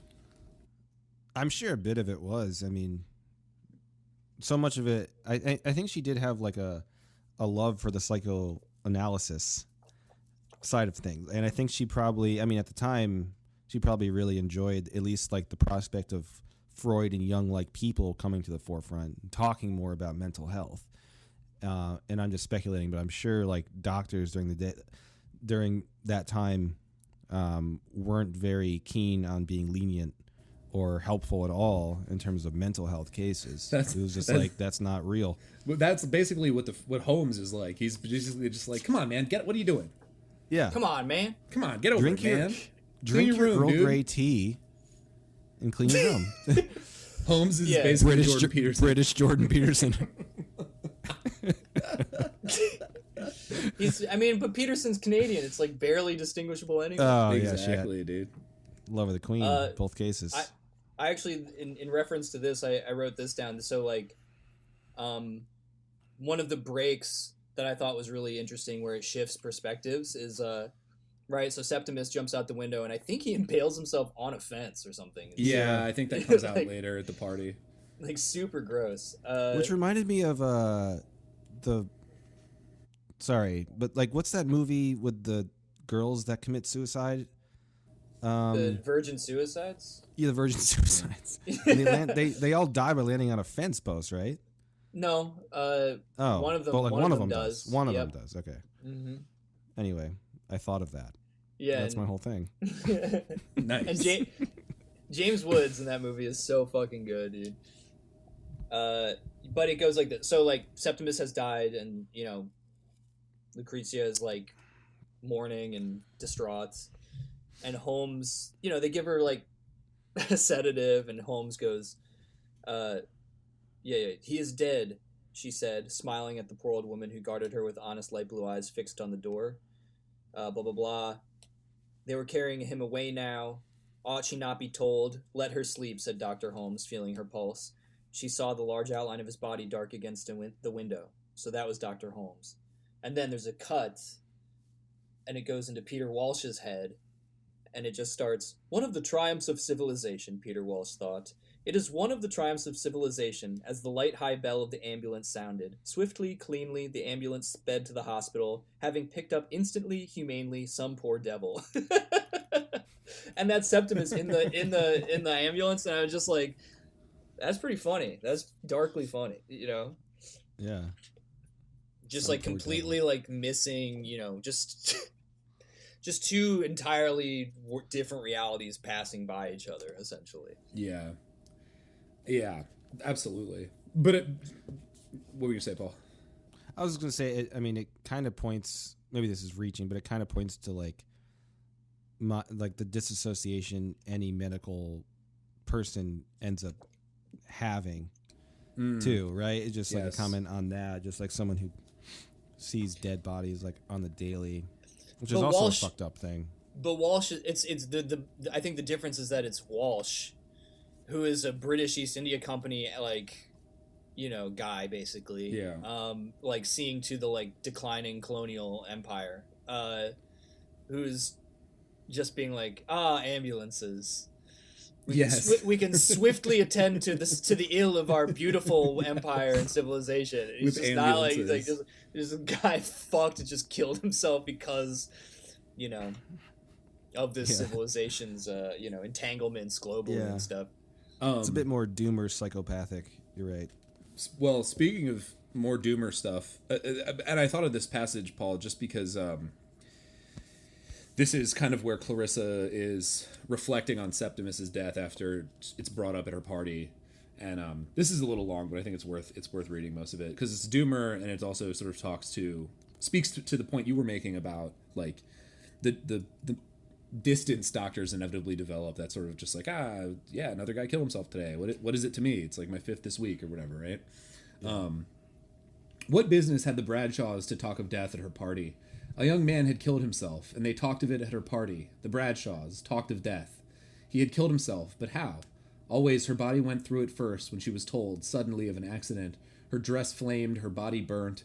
He had thrown himself from a window. Up had flashed the ground. Through him, blundering, bruising, went the rusty spikes.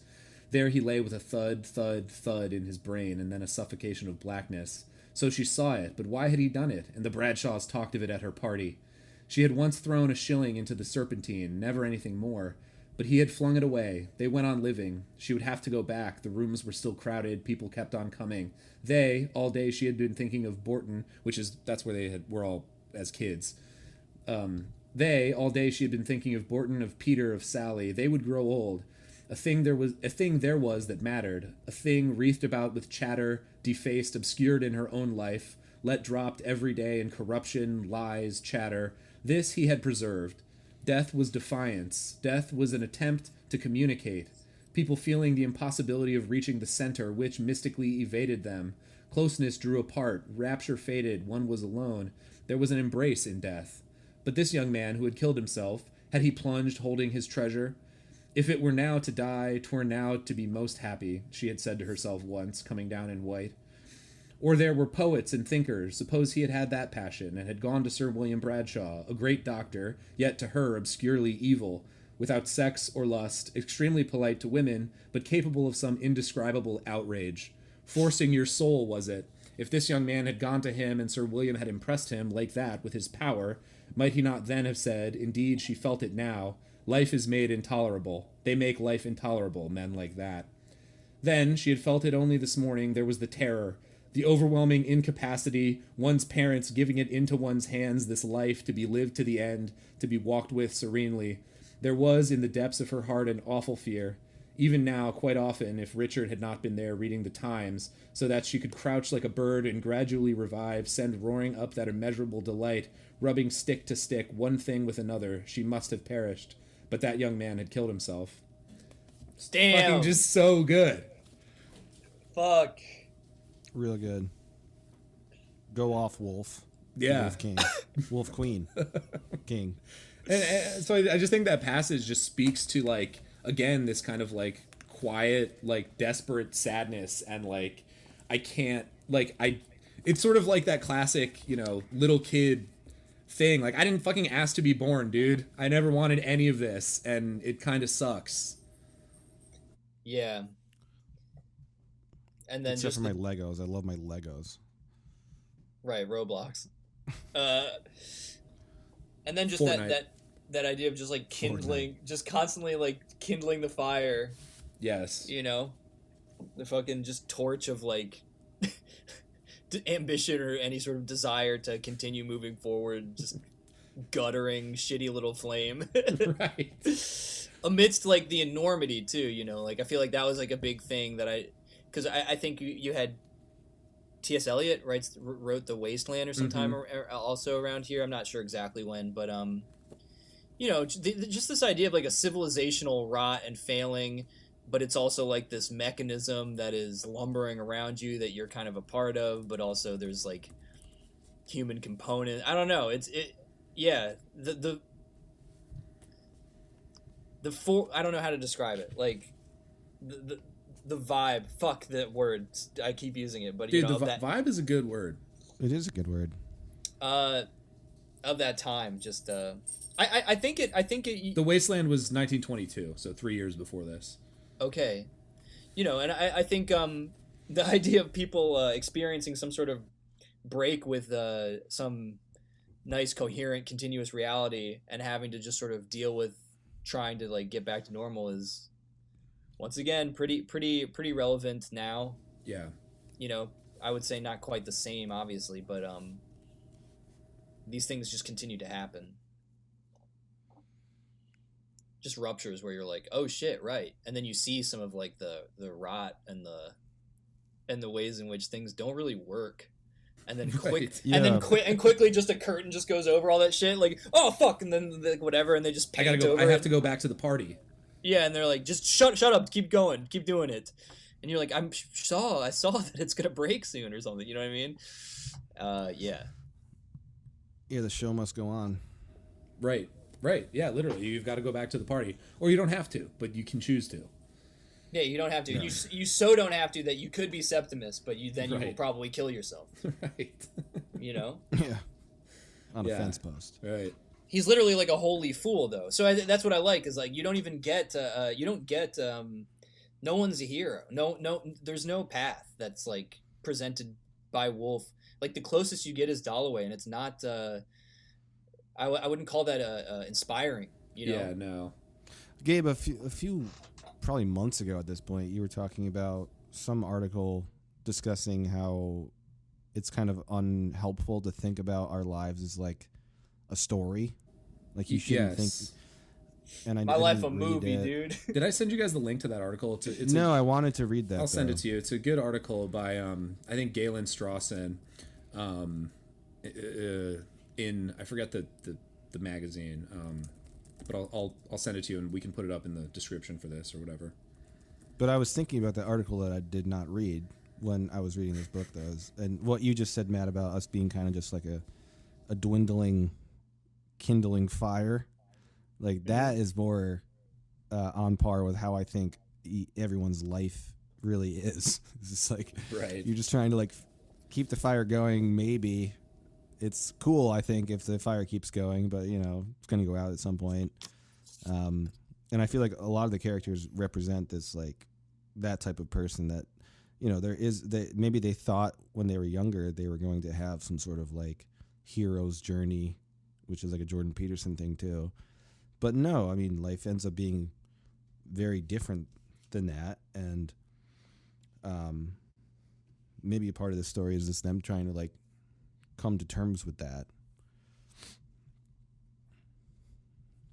or at least like it's showing that it isn't that. Life isn't just a story that you read in a freaking book, even though this is a book. Yeah. Yeah.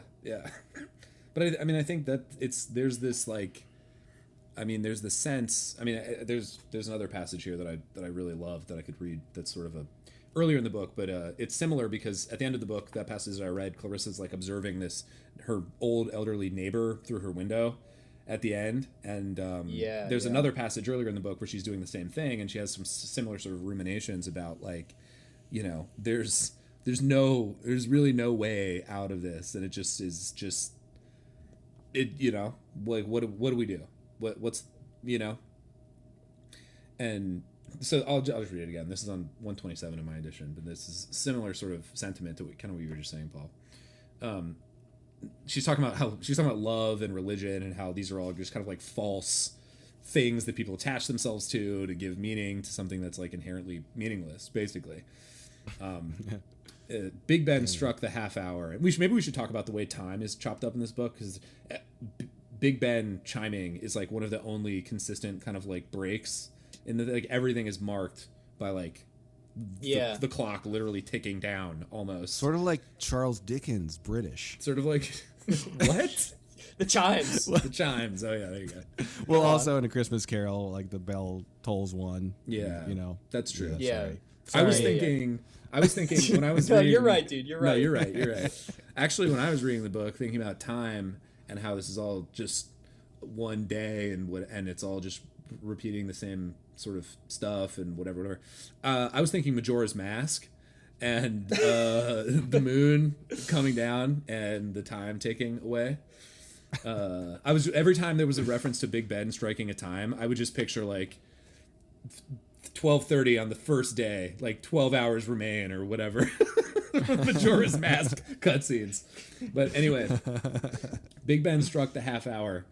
How extraordinary it was, strange, yes, touching so, to see the old lady, they had been neighbors ever so many years, move away from the window as if she were attached to that sound, that string. Gigantic as it was, it had something to do with her.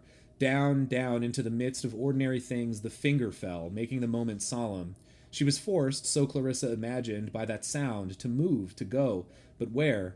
Clarissa tried to follow her as she turned and disappeared and could still just see her white cap moving at the back of her bedroom. She was still there, moving about at the other end of the room. Why creeds and prayers and macintoshes? When, thought Clarissa, that's the miracle. That's the mystery. That old lady, she meant, whom she could see going from chest of drawers to dressing table. She could still see her. And the supreme mystery, which Kilman might say she had solved, or Peter might say he had solved, but Clarissa didn't believe either of them had the ghost of an idea of solving, was simply this. Here was one room, there another. Did religion solve that, or love? I thought it's just so good. Just this, like, the bare facts of the day to day are just these mysteries, these fundamental mysteries that are just unapproachable, unsolvable, really. And the other thing I like about that passage that I thought from the whole book was the line, which is, gigantic as it was, it had something to do with her. And I feel like one of the things about the book that I felt was like every moment, every interaction, every second of time is imbued with so much like meaning and content, right? Like every, I've thought so many times, like when I was a kid, I was just, I would always think when I was going down the street in my parents' car, looking out the window, like, what the fuck is that person doing, right? What the fuck is that person thinking? Like, what is going on in their life? And this book, I think, tries to show a little bit of a window into kind of like address that question. Like every moment, every person is this gigantic fucking titanic web and depth of shit. 8 million stories. This is just one of them. Pretty much, exactly, dude. The Naked City. The Naked City. But yeah, no, I know what you mean. It's profoundly true. I had highlighted something else that seems similar. I don't know. It's when and I can't remember. I'm trying to figure out Elizabeth, right? It's Clarissa Ja- and Richard's daughter. Daughter, who is an interesting, like, one of the few, like, new generation kind of people. So it's just interesting. She's a Zoomer. Yeah, She's basically the equivalent of a Zoomer in this book. Yeah. And she's basically like, she is an aristocrat essentially just by class, which is holds a lot of weight in England. But she is essentially trying to do some sort of the inevitable dialectics of being a kid, where you like, your two main inputs first are like your mom and your dad and some other people around you, like worldviews, and you try and like figure out your own shit. And I was having the most trouble figuring out what Elizabeth was thinking, even though you do get a decent chunk of time with her as a character. Yeah, because she's with this like weird Catholic nanny, like, or something. Born again nanny lady. Yeah, that's the Kilman who was referenced in the passage I just read. Yeah, Kilman, and it's like, it's weird because so there's like this super pious, like, I think somewhat cheekily described as ugly yeah woman who's like, she's also described as kind of filled with resentment and rage, and so her religiosity is like pretty suspect. Yes. But like Elizabeth is also like, my mom seems kind of ditzy and my dad is he's super nice guy, but and that's about it. Yeah. I don't know. And then there's just like her, like, I forget what she said. She just said like she just is like walking around and just thinking really randomly.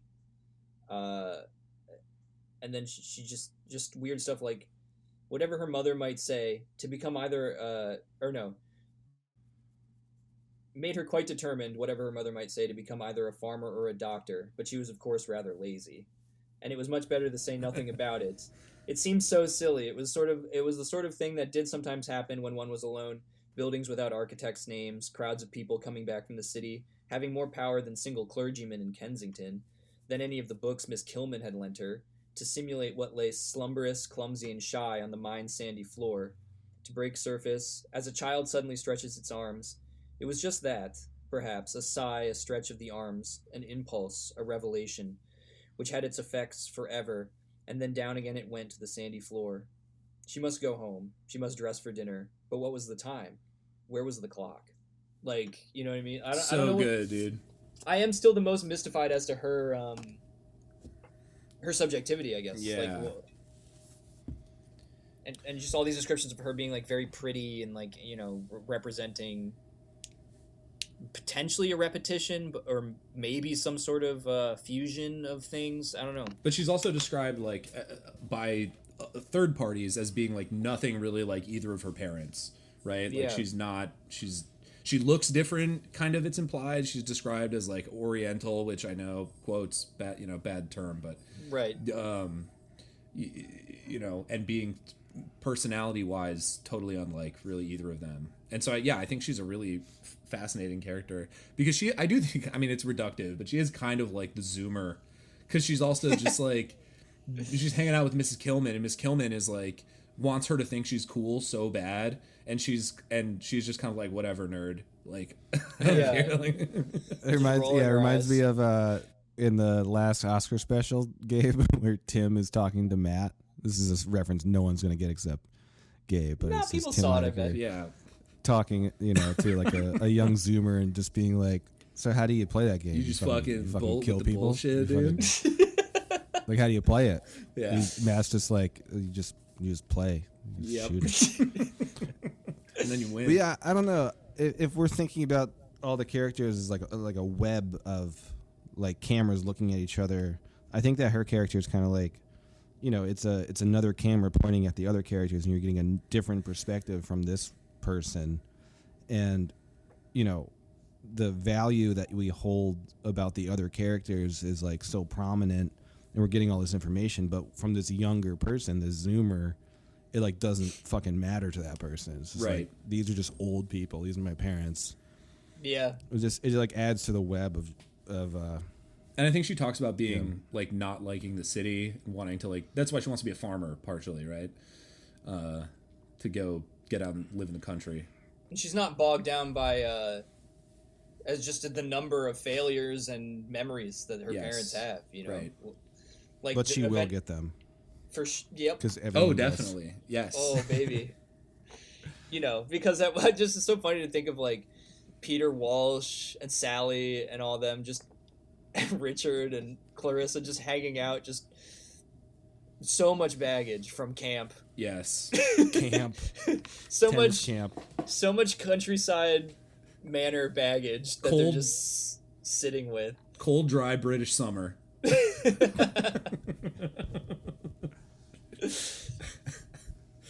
Yeah.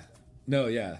It's and I think it's so like everything is just so pregnant. You know, all their interactions, all of their like they don't, again, there's like very little dialogue. People do not talk a lot. Like I think Peter and Sally probably talk the most of any two characters when they're sitting together at the party. And Yeah. but it's not like super substantive. You know what I mean? All of the content, all of the substance is inside these characters' heads. Although I'd say Peter and Sally, I mean, they're said to have had, you know, almost a romantically in its own right, like intimate relationship, but more just like in terms of being confidants to each other. Right. And They have a lot kind of of inside repeat that. jokes and Yeah.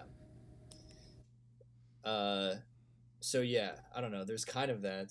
Sally seems to be the most happy, I would say.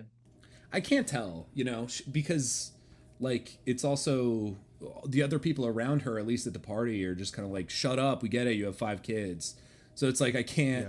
Yeah. It's hard to tell whether or not Maybe, it's yeah. performative, just like repeating, like, "Look, I have 5 kids. I'm married to this guy. It's great." Like, Well, especially too, like it's unclear what- to me. Anyway. like Gabe, when you were saying that she stayed at the party latest, like last to see Clarissa again, I think that fact alone points to some sort of dissonance that she's having, and maybe she appears happy because wow, I have 5 kids, I'm playing the game better than you are playing the game because I have 5. But like, does that necessarily mean that happiness is like more than just superficial? But I guess it's hard to tell. I mean, it is supposed to, like, very intentionally, like, Sally was one way, now she's another, you know. That Right. doesn't just that Right. doesn't tend to just happen cleanly, or, something's underneath that decision. Yeah, I don't know. Very burpy today, Paul. Sorry, that was my first one, right? Yeah, I don't know. I haven't noticed too many. I heard some nice belly noises.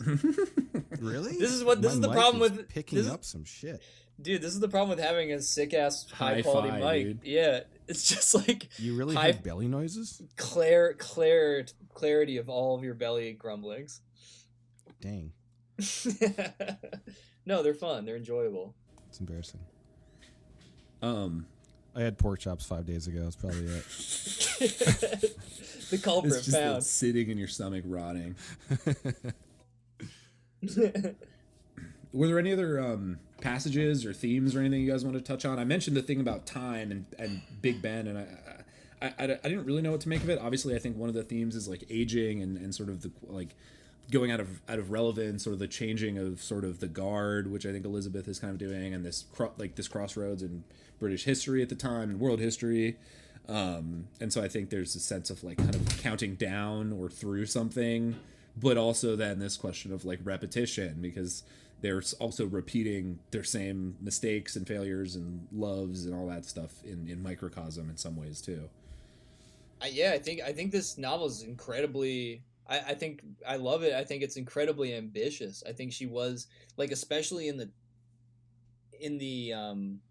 size. I don't know. Like in the length of the book she's writing, like the amount of stuff she is. Yeah, it's less than 200 pages. It's like attempting to synthesize and discuss. I think she's doing. I think she had read again, one of the big modernist touchstones, Ulysses. I think she had read that, or she like, did, gotten and she some- actually hated it. Yeah, Really? and I think this is in part a response to that novel, and I think the length of this novel is in part a rebuttal of the length of that one, and I think that novel also being in some ways right, like One Day, Yes. and the banal sort of day-to-day acts of numerous characters sort of reinfusing with the meaning of like an old ancient, narrative and all this kind of stuff. I think she was keenly aware, and if she was critical of that, then like this, I think in some ways is like, I can do something equally ambitious, even more banal, Yeah. in subject matter, Yes. and much shorter. And I really thought she like undertook something just like intense, which was like the encapsulation of a time period and society in a day. in a day. Yeah. Yeah, I think that she was actually a fan of Kiefer Sutherland's 24. If she were alive then, whenever it came out, 2006 or whatever the fuck, 2002, then yes, she would have definitely binged watched it. My copy is actually like only 106 pages because I got tiny font. And Oh, wow, really? The book, yeah. Yeah, mine's one of the stupid ones with like 8 introductions. Oh God, yeah. Where it's like, I need all these academics to shut the fuck up before I start reading this book. About... 24 is actually a direct sequel to Mrs. Dalloway. The original working title was just Mr. Bauer. The original title was The Hours. No. I mean of 24. Jack Bauer. Mr. Bauer. I was trying to say it is close. 24 Hours. Yes. The 24 Hours was the original book. Oh God. There's a dirty bomb in Los Angeles. You have to get it. Fucking, of course I can. But you have to stop to buy flowers on the way. Yeah. The bomb's hidden in the flower vase. I don't know, Gabe. Like the question of time though is definitely an interesting one because it feels to me like, it is a day in the novel, but time seems to like slow down and speed up, and like a minute can turn into something that feels like a half hour, and it's about how much writing she puts into any given moment, which is a really interesting idea. A lot of the stream of consciousness felt like the stream of consciousness of a kid to me too, like a child, which I don't know if you felt that way, but there was a bit of like a naive nature. Maybe that's like too strong a word, but there was some sort of childlike nature that I felt about the stream that was like put me back into a place where I felt like I was experiencing time as a younger person, which is interesting to me because she's supposed to be like 45, 50. She's 55 or something. Yeah. Oh, okay. I was thinking of because in part Septimus, I have no way to confirm this, and I'm not super familiar with this other person's work to know if it's a reference really, but William Blake, Septimus seemed like he was kind of almost invoking some of one of the most famous like sort of British prophetic messianic poet people, just as a cultural touchstone, which was already pretty huge prior. And I think I was thinking of the one poem I do kind of know, which is Auguries of Innocence, which starts. I won't read the whole thing, but like the first 4 stanzas or the first 4 lines are: to see a world in a grain of sand, and heaven in a wild flower. Hold infinity in the palm of your hand, and eternity in an hour. The classic. And I feel like there's a pretty strong case that she had read that poem and yeah, of course, used it rhymes and everything. It's a good poem. Yeah, I know, I love it. I think that's a good connection though, Matt, between Septimus and Blake, because Blake was kind of like right on the edge of that kind of like not even just like he was rewriting the Bible essentially. Right. And thinking is a sort of messianic kind of like prophetic figure, yeah. Right, yeah. So, I mean, I don't know. That's my last kind of, like, connection I made there. No, I think that's probably right.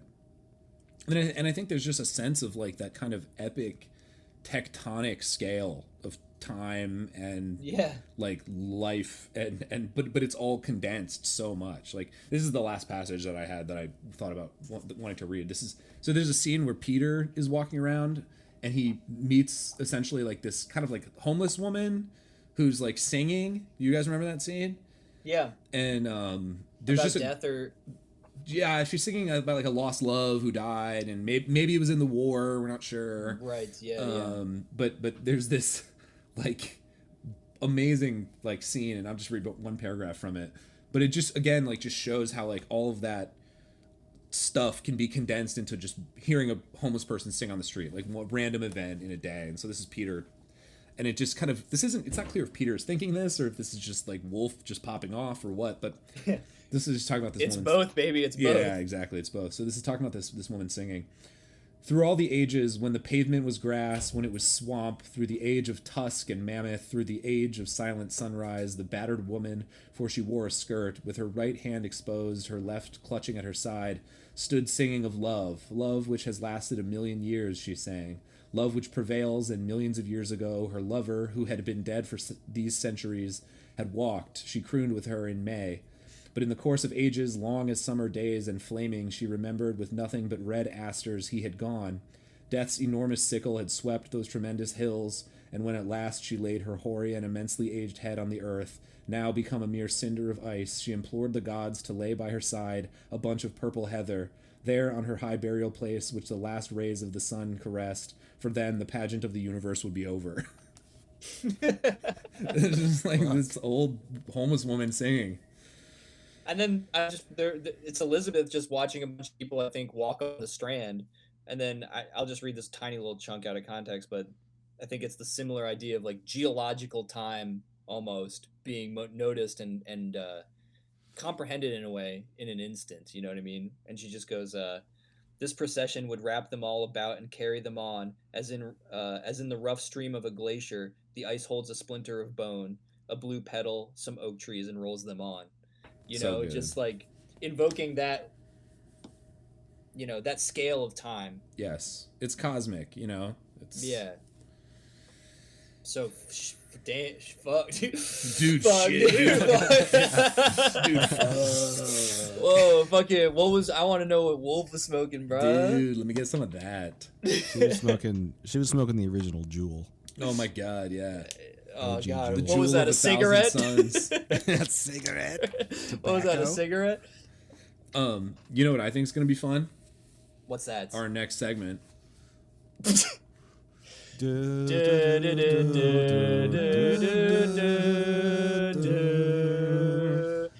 You're a wizard, Harry. Nice, dude. Yes, and you know it, and you were waiting for it with bated breath. You love it. Mm-hmm. And you She love made it. it this far. Dirty little segment lovers. And it's we just did read another book, so we're gonna use Harry Potter. Literally, we just did it. We just you did heard it, us. fucking squibs. This is gonna be a fun one because there's a lot of characters, but they're all pretty distinct, I think. So Yeah. So yeah, let's put these characters into some Harry Potter houses, dudes. All right, Where should we start? Let's do Mrs. Dalloway. Mrs. Dalloway. No, she's gotta be Doubtfire? last. She's gotta be last.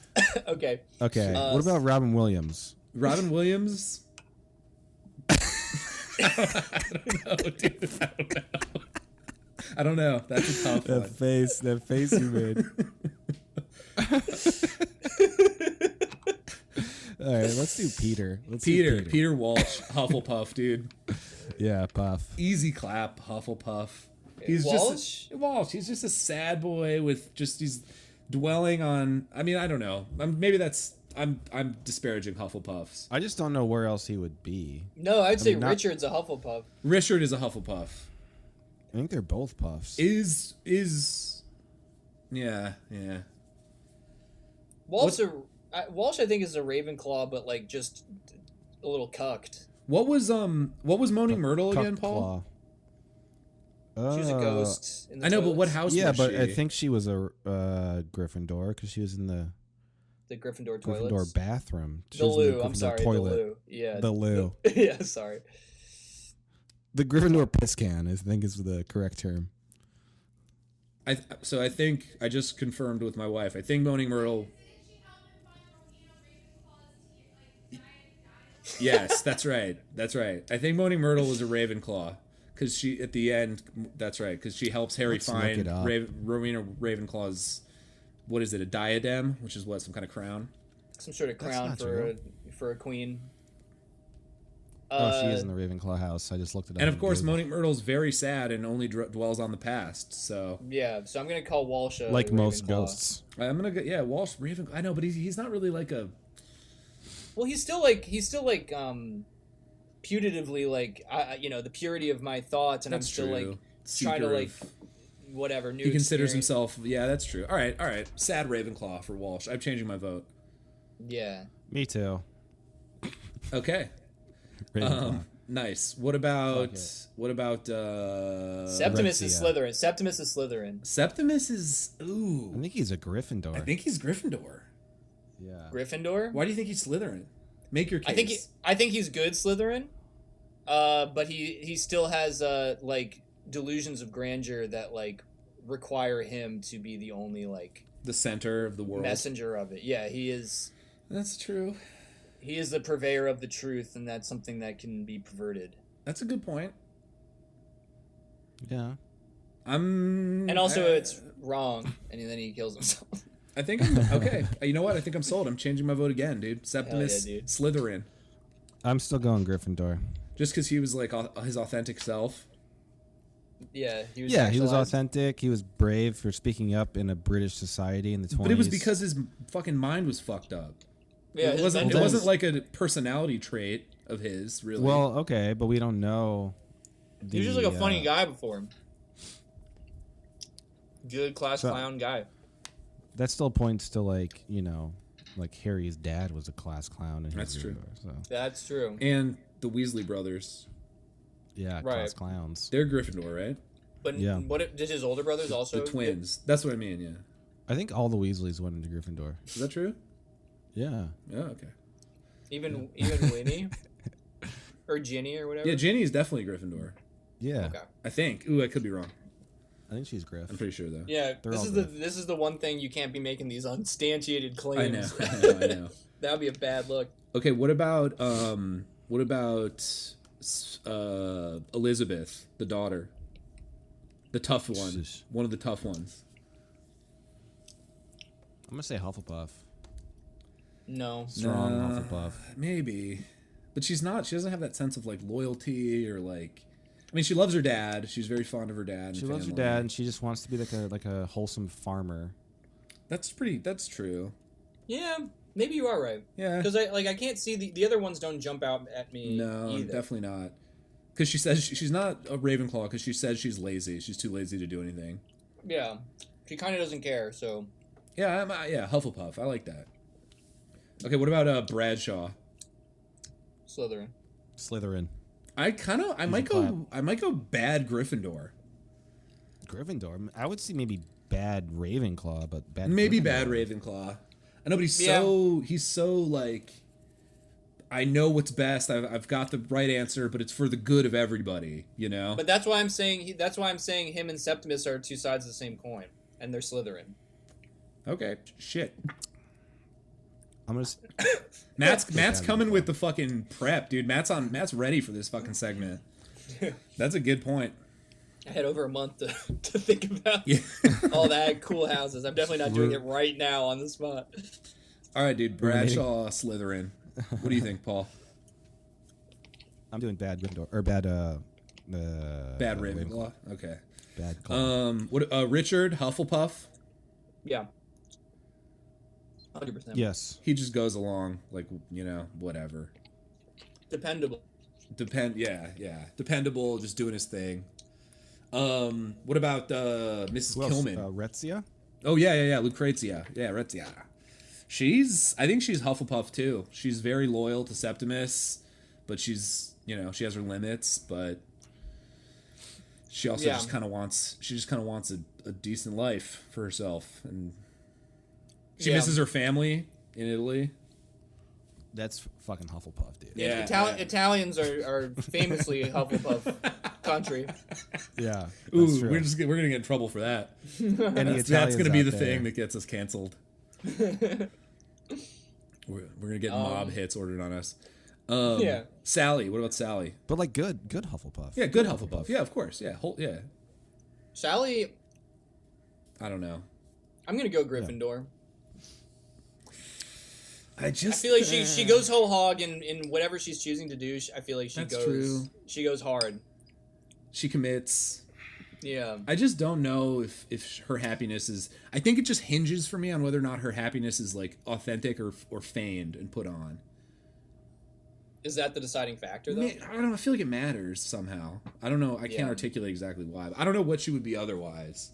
Well, you mean if it's a craven sort of like allowing of just life to dictate for her, or even or even just like, you know, like the whole like, oh, I've got 5 kids. I'm so happy. I've got 5 kids. Or even if it's just like a way to, personally, for her own self to like suppress something that she's uncomfortable with. Like maybe she still has feelings for Clarissa, which is, I think, kind of hinted at by her behavior at the party, and maybe her just kind of like performatively, you know, saying how in love she is and how happy she is and all her 5 kids is a way for her, not even as a way to perform for other people, but for herself to kind of like tamp down some of those feelings.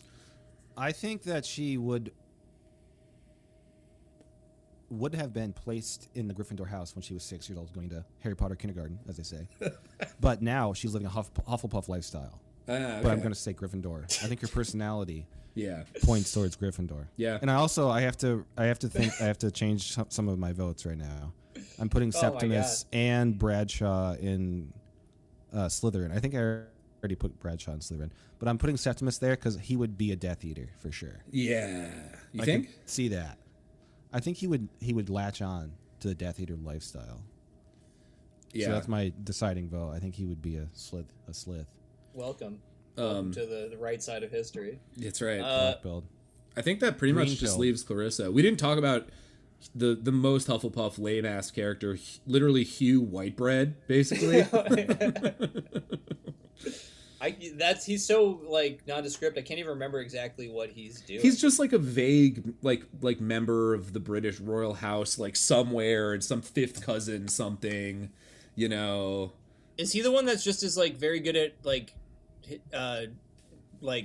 public speaking? He helps Richard write the letter when they're at Bruton's house. And then as payment, he just sort of like leeches off everyone at luncheon. Yes, exactly. Awesome. Yeah. Huff. All right, the big one, the numero uno, the big cheese. Clarissa Dalloway. Mrs. Doubtfire. Clarissa heads out there. What do you think? By you, I mean Gabe and Matt. Well, she's the one that is going to give me the most trouble. I kind of think Slytherin. Ooh, what? But why? But like a self-reflective, just because I think that she, you know, ultimately makes decisions. She may question them later and be kind of like, I don't know about all this, and have a little existential angst, but ultimately her decision making, not just in her marriage, which is like one of the big things, but in you know, ultimately turning away from the what she views as sort of an authentic choice, jumping out the window in Septimus and going back down to the party. It's ultimately like, for her, you know, it's her I mean, it's her world, and we're just living in it. And there's also just the like that whole black pilled segment about decorating your prison cell, and that's what human existence is. Yes. That's pretty Slytherin. It's like the best aspects of Slytherin. You know, a super like good Slytherin, a super like fork-tongued, accommodating person who secretly harbors some pretty like brutal views good on views, yeah. Good. According to Gabe, good views. No, she's got good takes, dude. Clarissa has good takes. Decorate the prison, guys. Yeah. Well, even like read her Desert, choice dude. Read to marry Richard is kind of like a Slytherin-y choice, just because she wants to like have that status. Definitely, and she says as much. She says that a couple times. No, I agree. Yeah. She's Slytherin. I agree. Paul? I agree. Ooh, a lot of agreement here today. I disagree with that, but nice, dude. And now it's spicy again. Thank God you saved us. Thank God. It's gonna be a boring ass episode. Yeah. Call me Hugh Whitebread. Just agree. I just agree. We're not agreeing at all. So. Yeah. I think that's basically everybody. Yeah, all the people fit to print. We did it. Score time. Scoreboard. Yeah, what do we got? I'm going last, right? I want to go Dibs, you second. Paul. Fuck. All right, I'll go. Got him. I already touched my nose and said dibs Dibs not, not. but whatever, it's fine. But I said it before. No one can see your face, Matt. Yeah. All right. I'm gonna have to give this book a 4.37. Nice. Wow. Anything else you want to say about that? Uh, What did you not like about it? Where did it lose those, 63 points or 53 points? What is that? I can't do math. Good math. That was good. I don't know. That's a good question. 63. Like, what keeps me from just saying something is perfect? Basically, I mean, whatever. That's a big question, but Yeah, I'm not sure. It's just kind of bloodless. No, I'm joking. oh god.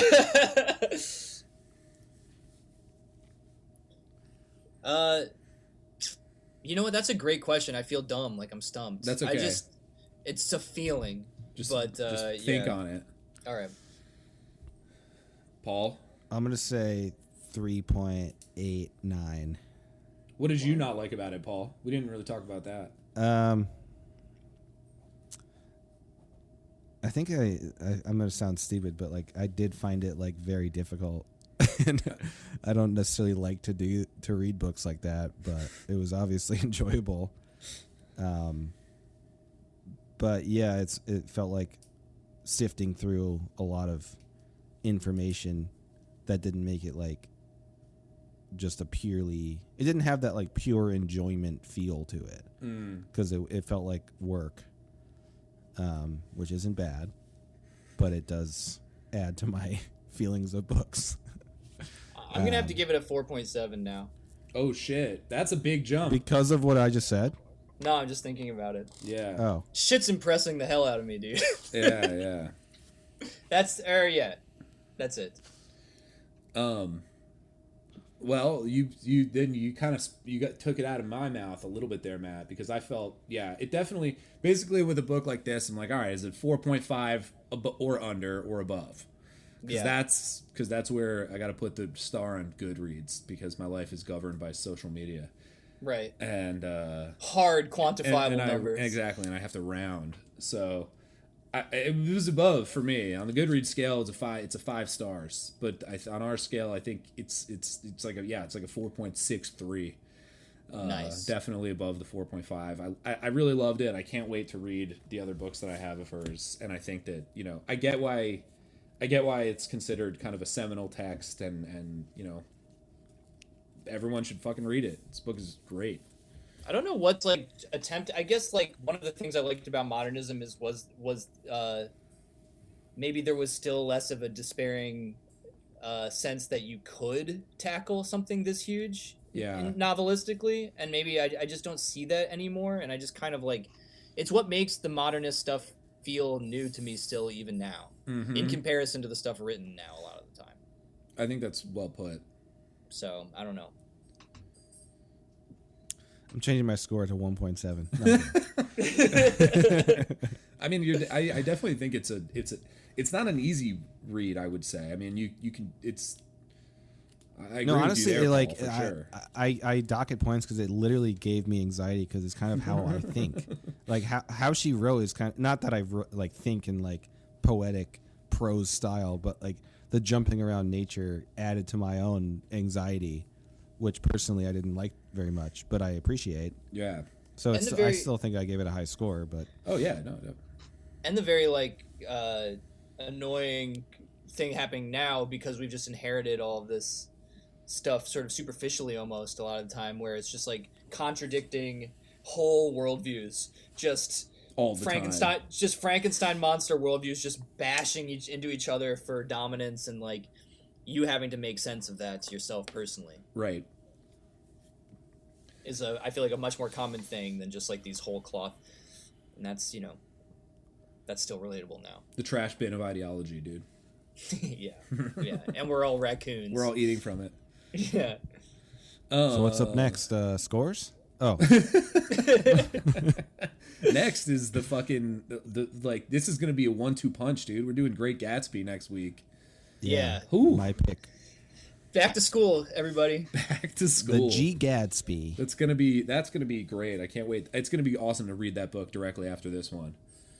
Yes, I I think. really like. I think there's a nice fat piece of continuity between the two. So For sure. Well, we'll see y'all then. Thanks for listening. Go to our Patreon page, patreon.com/spinecrackers. Should have said it at the beginning. It's fine. And subscribe to our YouTube channel. Come on. yeah, just do it. Just do it. Leave It's comments. easy. You leave can a even like. ignore it, but don't. Yeah, you don't have to turn on notifications. I'm not that person. I don't care about that. Yeah. Just give us a sub, man. Oh yeah, That's- turn them on. Or Subscribe turn and them turn them on. That's fine. And just turn them on also Just while do you're at it. it. Why not? You're like, what do you? What out of your Yeah, day? absolutely. Look, What's the You worst that have could to. happen? the bell dings, and you're like, Yeah. oh. Ooh. The spine crackers. Oh, it's Oh the my- Steingeckers. And follow us on Instagram and Twitter. Yeah, we have it all. We got We it have all, it all. baby. The We full even have a spread. Facebook, which is not a thing anymore. Right. So if you're drunk on wine in the middle of the day, you're gonna want to also subscribe to the Facebook. That's right. That's right. Yeah, subscribe to our Facebook after you go to your bad book club drinking wine and not talking about And you want to books. listen to a good book. Club. Yeah. Yeah. That's right. Loser. All right. Well, this was real. Yes, indeed. Yeah, it was real. Good Bye, talking to you, bye, boys. everybody. Thanks for being here. Bye. And bye, everybody.